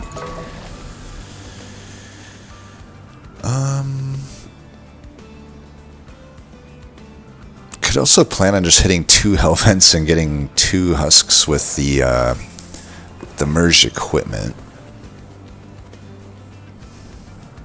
So like I could dupe the merge equipment at the final and dupe the husk now. Then eventually I just have the 2 of them out, and that's a lot of damage. But I don't know that that's all that good. Could just Hellvent the Pyroclasm as well.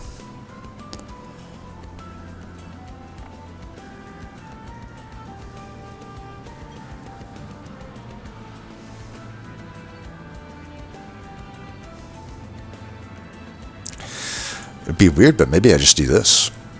I mean, that just kind of does actually make it so that I will not take any damage to savagery other than here and there. It's weird, but I think it works.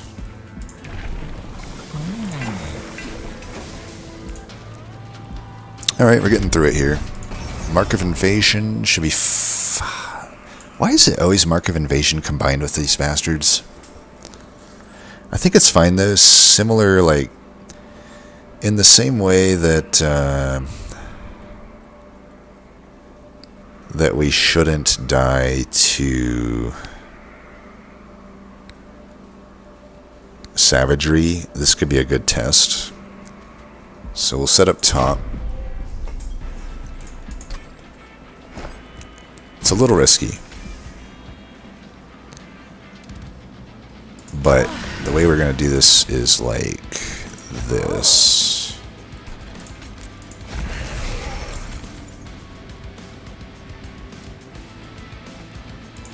I don't actually want these to die. I want them to kill this guy.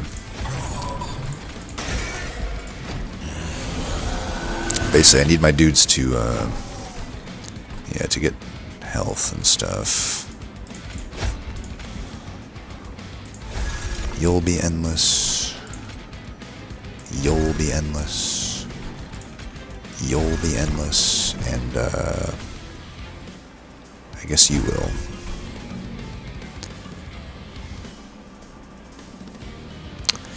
If I do this, I don't get Collector, unfortunately. So I guess I'm not playing Zone of Silence. I could do that, though, just to save my Pyre health.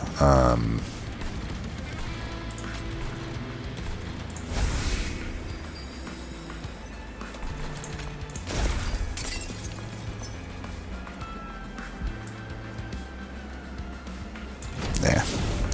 I don't think I'm going to take damage with the Pyre anyway.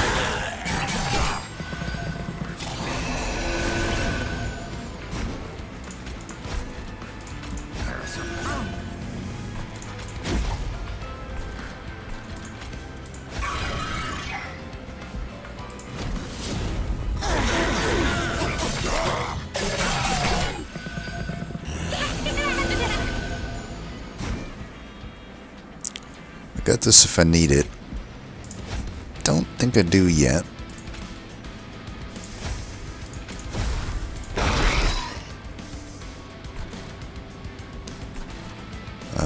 Might as well just put endless on everybody, right? I have way too many of those cards.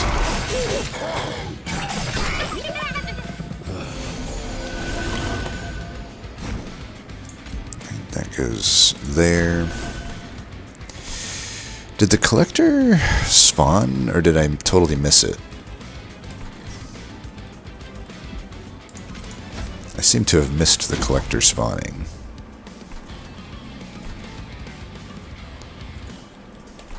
Whatever, I'm gonna actually hold this for the boss. Is this thing needing me to actually pyroclasm it? Am I... Seems like it is. Nope. 6 is more than 4, so I guess I have to... I give up scaling, though, if I do that. Scaling both on this and this. Just do that, whatever.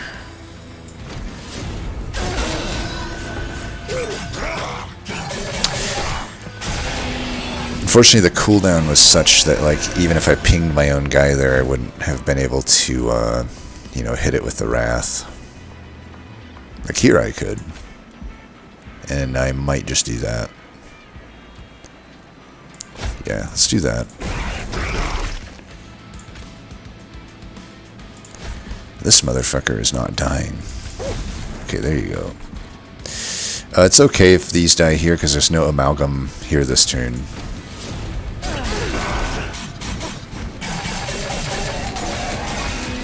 Oh, fuck, but that one did. Shit, I didn't even see that.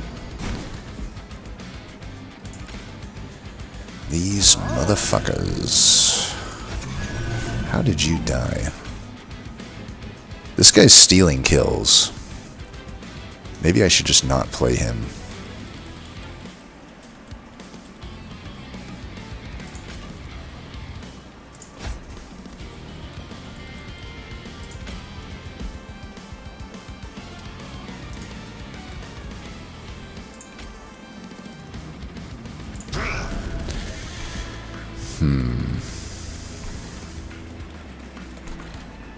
He's definitely stealing kills. I don't think I play him.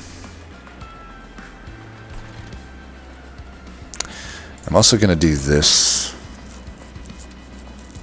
just to get the Wrath ready for next turn. This fight's going 50. Savagery's Final Assault is so much harder than the other ones. It's kind of bullshit. Well, I hope I can Sound of Silence. I'm going to greed it a little bit here. Looks like I don't need the Wrath. I can just Wrath this thing and that pretty much solves this, so I think we're fine there.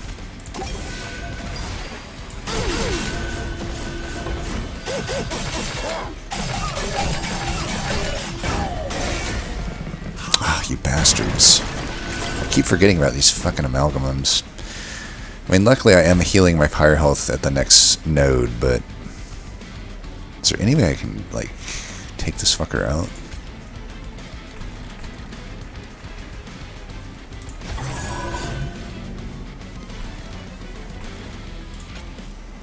I don't want to give them spikes.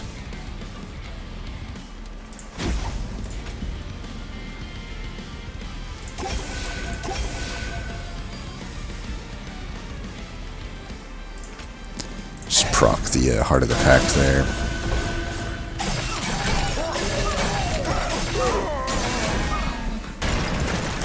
Really hate this battle. Probably fine just to let this play out right now instead of hitting the Wrath, because, man, we really didn't draw the payoff, huh? Good thing I took payoff. I'm sure getting so much health out of it. I need to stop being greedy with that card. I could have had 10 extra health by now if I just wasn't greedy.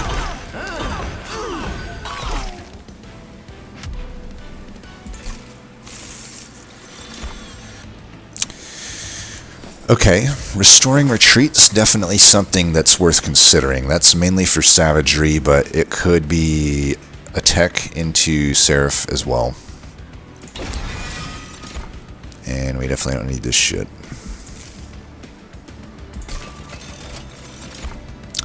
Flaming Talon's super good here.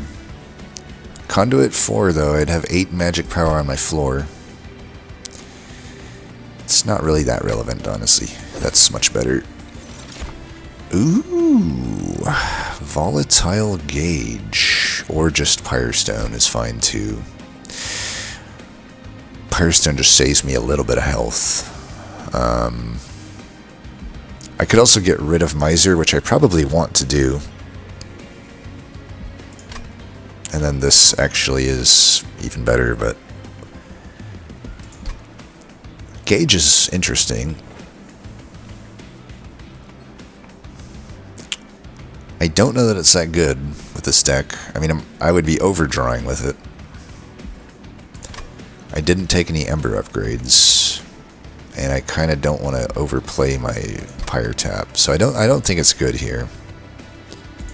But that's definitely acceptable. Not as good as it normally would be, but it's acceptable. Wait, why did I think I was getting Pyre health here? I guess it's still fine. I think we've determined I don't really actually have a great Hellvent. I guess the Hellvent that I would take would be... I could Hellvent the Pyreclasm. But at this point, I really need my health back, and I would really like a Holy Stone. And I could just hold over this thing, and that's better than Hellventing it.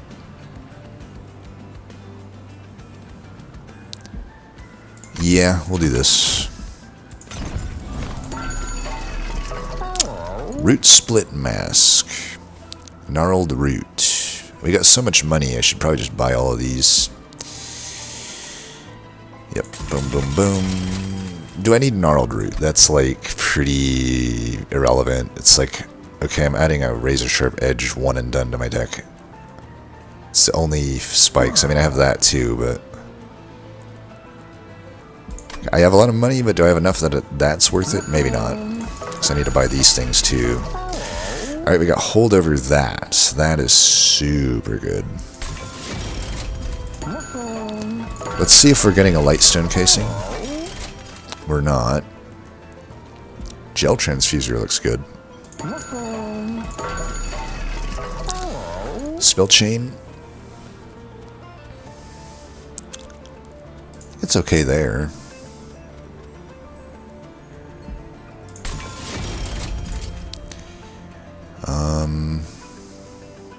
I'm going to hold out on Ember Upgrade, because if I get a Holy Stone, I want it to go on Awake.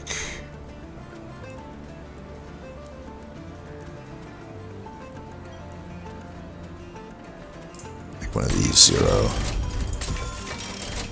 Okay, we do get Holy Stone. Nice. That goes here. We want it on the most expensive card.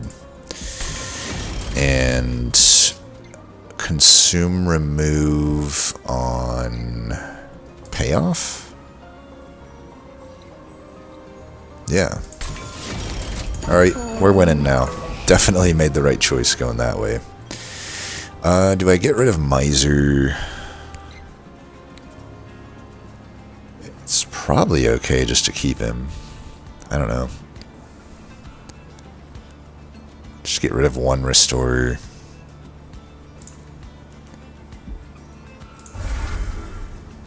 And the Pyreball, I guess. I am feeling pretty good about this. So for this fight, we started Boiler Room. I would say, well, obviously we play that. My thought is I still do want to gain Horde to get my health back with the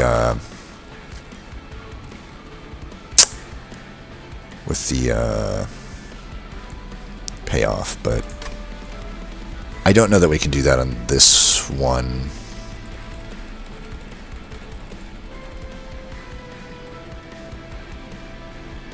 Let me think.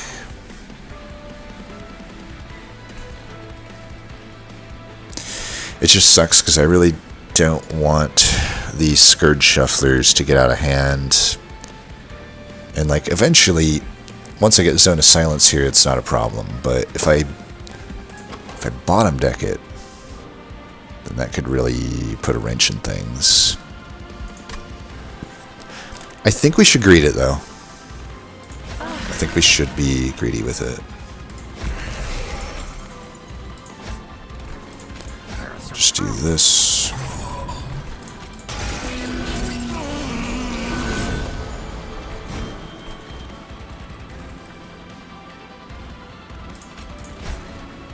We got the Sword of Silence, so that's good.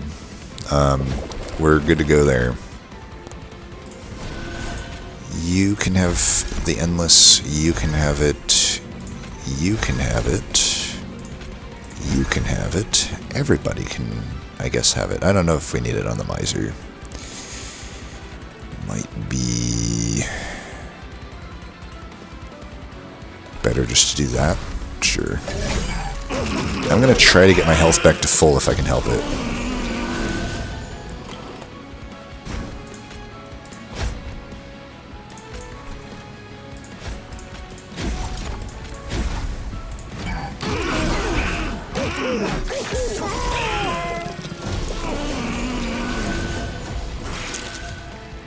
Alright, we got our Ember engine in place.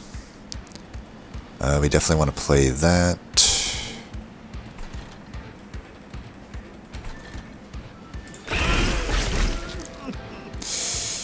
Don't know if that was super worth.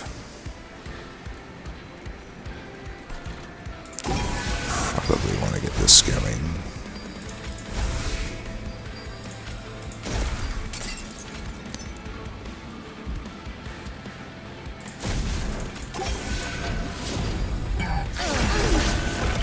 It's like I could try to prep my thing, but I got the Pyroclasm if I need it. I don't really think I need to damage my own dude. Especially when he's already having corruption, I don't want to add Pyrogel to him.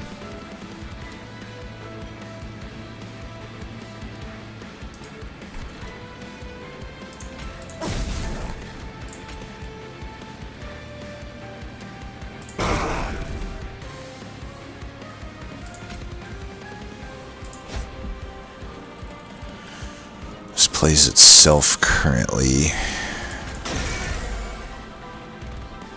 That was worth it though still because it triggered the Pyretap.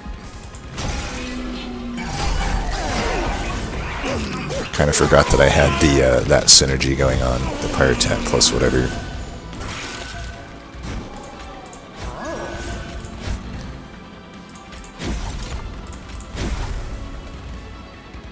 Maybe I should have put the spikes here, huh? I mean that guy, let's see, we don't have a Jack Strips, right? We have the Flaming Talons. This guy...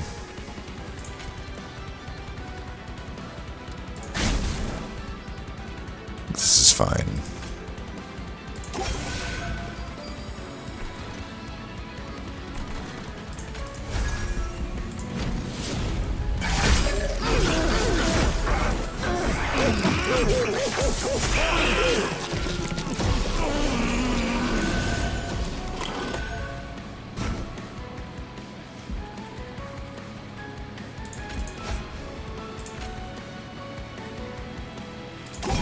Should actually be putting the regen here, because this guy's gonna die to corruption.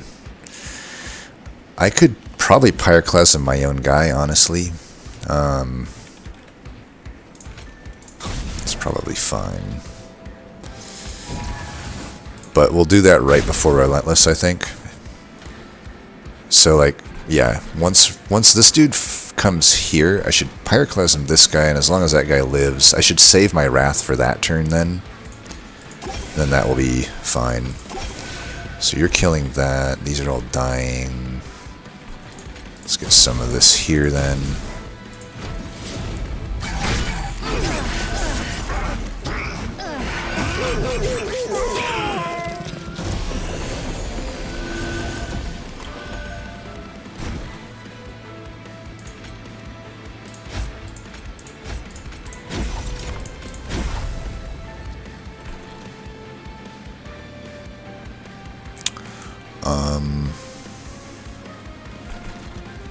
You there.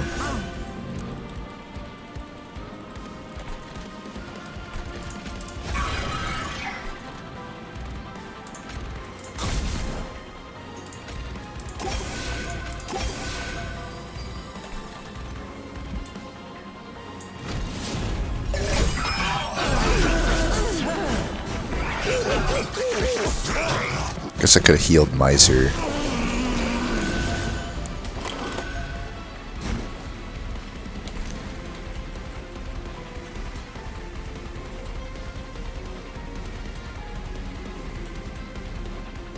Actually, I'll save Wrath for next turn if I need it. Actually, yeah, I'll do it this turn. Never mind. Then he just lives. Put that there. We can bring Sentient back with no corruption, and we'll be good to go.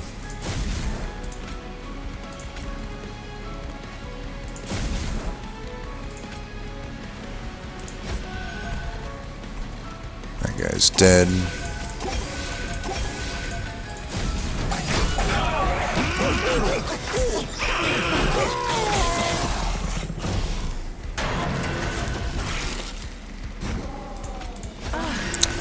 G motherfucking G.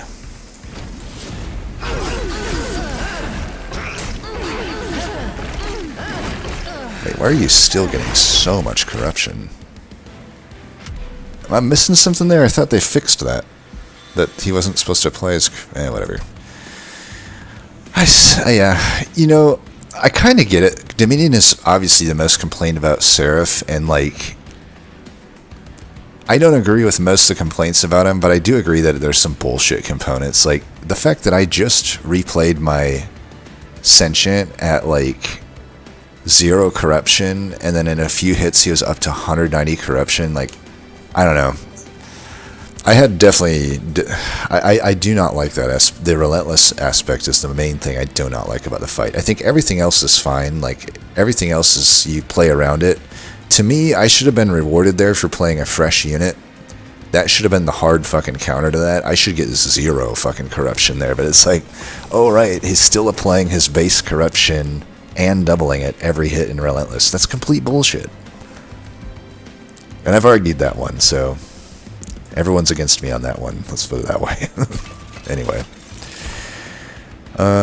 Shale could be okay. I don't really proc my ability that much, but the other ones just don't do anything, so we'll take that. Oh, thanks for the Shattered Halo now. I guess we'll take the Tuning Fork, but that was a pretty crappy rewards. Whatever. Let's win it. So for this fight, I think we still do the same thing. Right? Isn't it pretty much the same setup? Shouldn't it just be the same setup? Especially with the Zone of Silence start. Yeah, let's do that.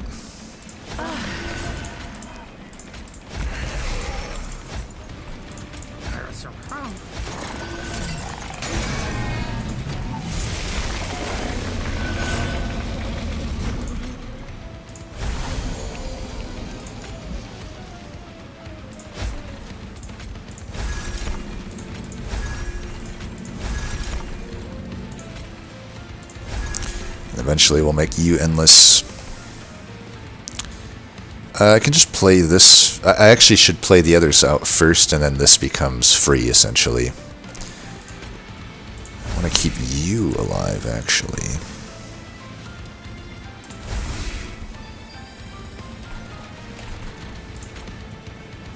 Dominion might be the best to hit here. This should essentially play for free.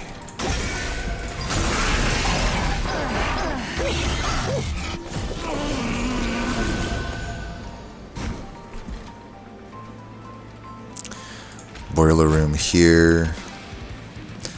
That there. I'm going to let that hit me. Oops, I did not mean to click Wrath. That sucks, but hopefully it won't matter. I meant to click Razor Sharp Edge on my dude, but... is what it is, I guess. Do that for free.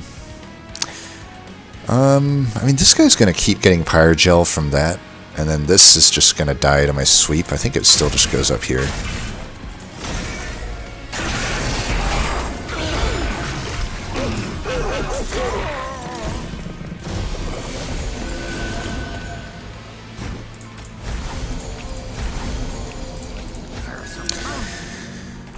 I'm not opposed to just bringing him down.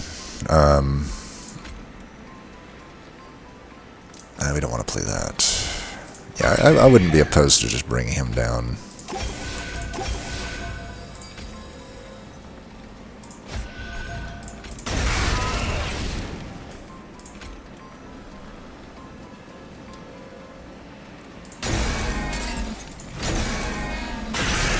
If I bring him down, it stalls his, I get extra damage in, and it stalls his gain of, gain of function research. His gain of multi-strike. There we go. I knew I was looking for the word. Okay, the next time you come, I could just do it again. Why not? Why not? This guy still needs that. And that, and that.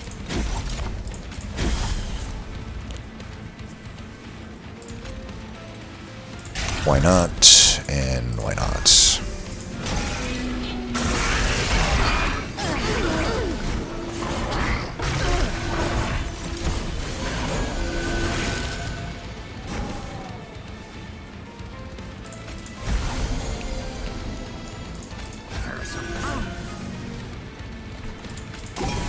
Haha.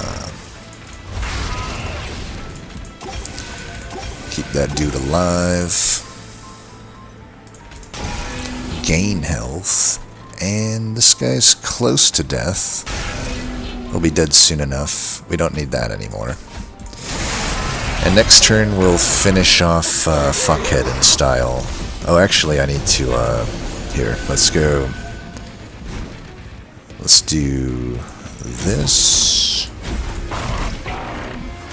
So that dies here. And then this, we can do that in style. Boom, baby. That is a stylistic finish. Alright, we got it done. It seemed reasonable to me. I think this run was made possible and brought to you by Pyretap, for sure. Like, the early Pyretap did a massive amount of work in this run. Definitely a massive amount of work in this run. So, yeah, I mean, that was a fun run, though. I really liked that run. I've said it, I don't know if I've said this on video, but I've generally been trying to tell people that Monster Train 2 rewards creativity a lot more than the first game did. So, like, I would have never expected a run to go like this. It's like, okay, I have, like, a Pyroclasm that's permafrosted and gaining a ton of damage. I have, like, Sentient and Husk Hermit just sort of doing things passively for the most part. Like, I'm not actively scaling these cards for the most part, right? I'm getting almost all of my scaling through the Bloodthirsty Blade and the Cultivate, and every now and then I play a Razor Sharp Edge. I'm doing what I can to gain dragon eggs and planning toward that, and then also I just need to keep my dudes alive. So it's like, just think about everything and what you're going to do with it, I guess. Yeah, really useful advice, I'm sure. Think about what you're going to do and do it. Okay, at least we got the Pyretap start, so I like that. Cultivate start, I like that. I will say Explosive is also acceptable. I don't know if I like this. I don't know if I like having an already multi-striking Husk Hermit and then taking Animus of Will. I would say that doesn't probably do much for you. You just can't scale the both of them with what's given on the seed. You're much better off just scaling only the Hermit. I like the Miser take. You probably took it just like I did. It's like, okay, I just need some extra money. The Whelp, you know, those common Pyreborn cards, none of them are great, so it's like, take your pick. The reason I don't like the Whelp here is, like, it can't really go on the floor with your Sentient, so you're having to keep it alive on a different floor, of which we didn't really have another tank. And it looks like you didn't find one either. You probably went searching for it and found an Animus of Will instead. So I think maybe, I don't even remember what the other choices were, but if it was like a lava armor or something like that, I definitely would have took the lava armor instead of Snotty Whelp. But I don't think it's a massive difference. Or a Pyre Cask.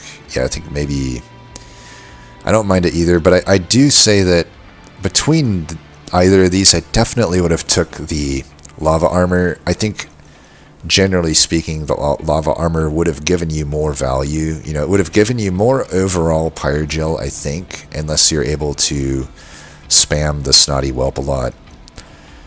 But it also gives you the 10 health, and any additional equipment synergies can get started there. Again, though, I don't think it's massive. I think all of the Pyreborn commons are just sort of middling, and lava armor is just a little bit better than them. Razor Sharp Edge and Holdover, I guess it works. I further still say that the Animus of Will is a wasted pick there, though. You know, your multi-striking Hermit that has more health to play with and has a flat AoE is so much better to put that Razor Sharp Edge on. This thing's just sort of, I mean, again, it's not a giant downside because you have the Pyretap. It's not like adding a bunch of extra cards is horrible, but I have to wonder what the other choices were at this thing. Like if there was a Thorned Hollow, I definitely would have took the Thorned Hollow. So you'll have to let me know there. I like this for sure, though. Not really, because I think you should have put this together. You should have put the same upgrade on them. You know, you have the Pyretap, so the extra Ember doesn't matter too much. So, like, I definitely would have rather seen that you spell chain the Holdover card, like put them together. So I will say that that's probably the biggest mistake I see so far. I think you gave up a lot of value there. Tome of Evergrowth. I also don't like this over the Endless Tome. Granted, you didn't end up going with the Guildmonger, but still, I just don't know what Tome of Evergrowth is doing here. Like, you already start with enough regen, so it's like unless you're using it as just the sap on the enemy, which is okay. Like, I think there's just way more upside with the Endless. Even if you're not getting the Guildmonger, you could have just used it eventually to, it probably could have got you through Archeon, for example, right? Just sticking that Endless on your Husk Hermit or Sentient might have been enough to get you through that fight. Because it looks like it was pretty close. Yeah, 83%. So 100%. Because, you know, if you're sapping the dude that's already has 35 to 40 attack, it's not changing much, right? So if you're using it for the sap, I don't think it's that useful here. If you're using it for the regen, I also don't think it's that useful. You know, again, like, this guy's pretty much just hitting with unavoidable damage. And, so I think probably two biggest mistakes right now are the Razor Sharp Edge and the choice of Tome. Other than that, and then small mistakes, maybe not even mistakes, just small differences. I think I would have picked, you know, a different,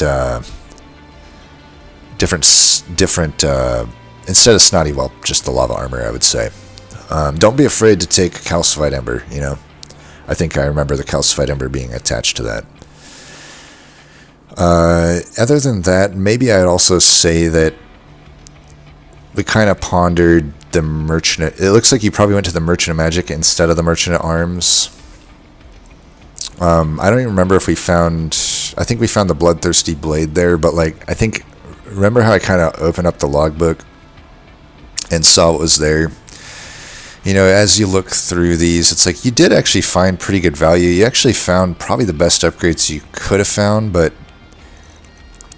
you know, with the spell chain and the holdover, but you know, I think whether you did or didn't find it, I think there was overall just a higher chance of value with getting more pyre health to play with and also having the spread of rooms and equipment available. That it was a pretty good spread. It was like pretty hard to completely brick there.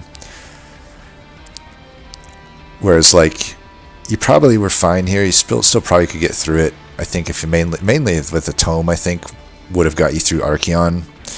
But I do think that this Merchant of Magic could have gone a lot worse for you. Like, if it was like double stack, I don't know, Holy Stone and Permafrost, you know, the value, you could end up with a not very valuable side over there, and it's not super unlikely that it would be. But that's mainly what I would say. I mean, I also think probably this deck should be able to get through Archeon as is, as I'm looking at it, but you might have had to, like, really... How many damage do you take here? Yeah, you only took 1 damage on both of these, so you had some room to play. It almost tells me maybe you're not playing Pyretap enough.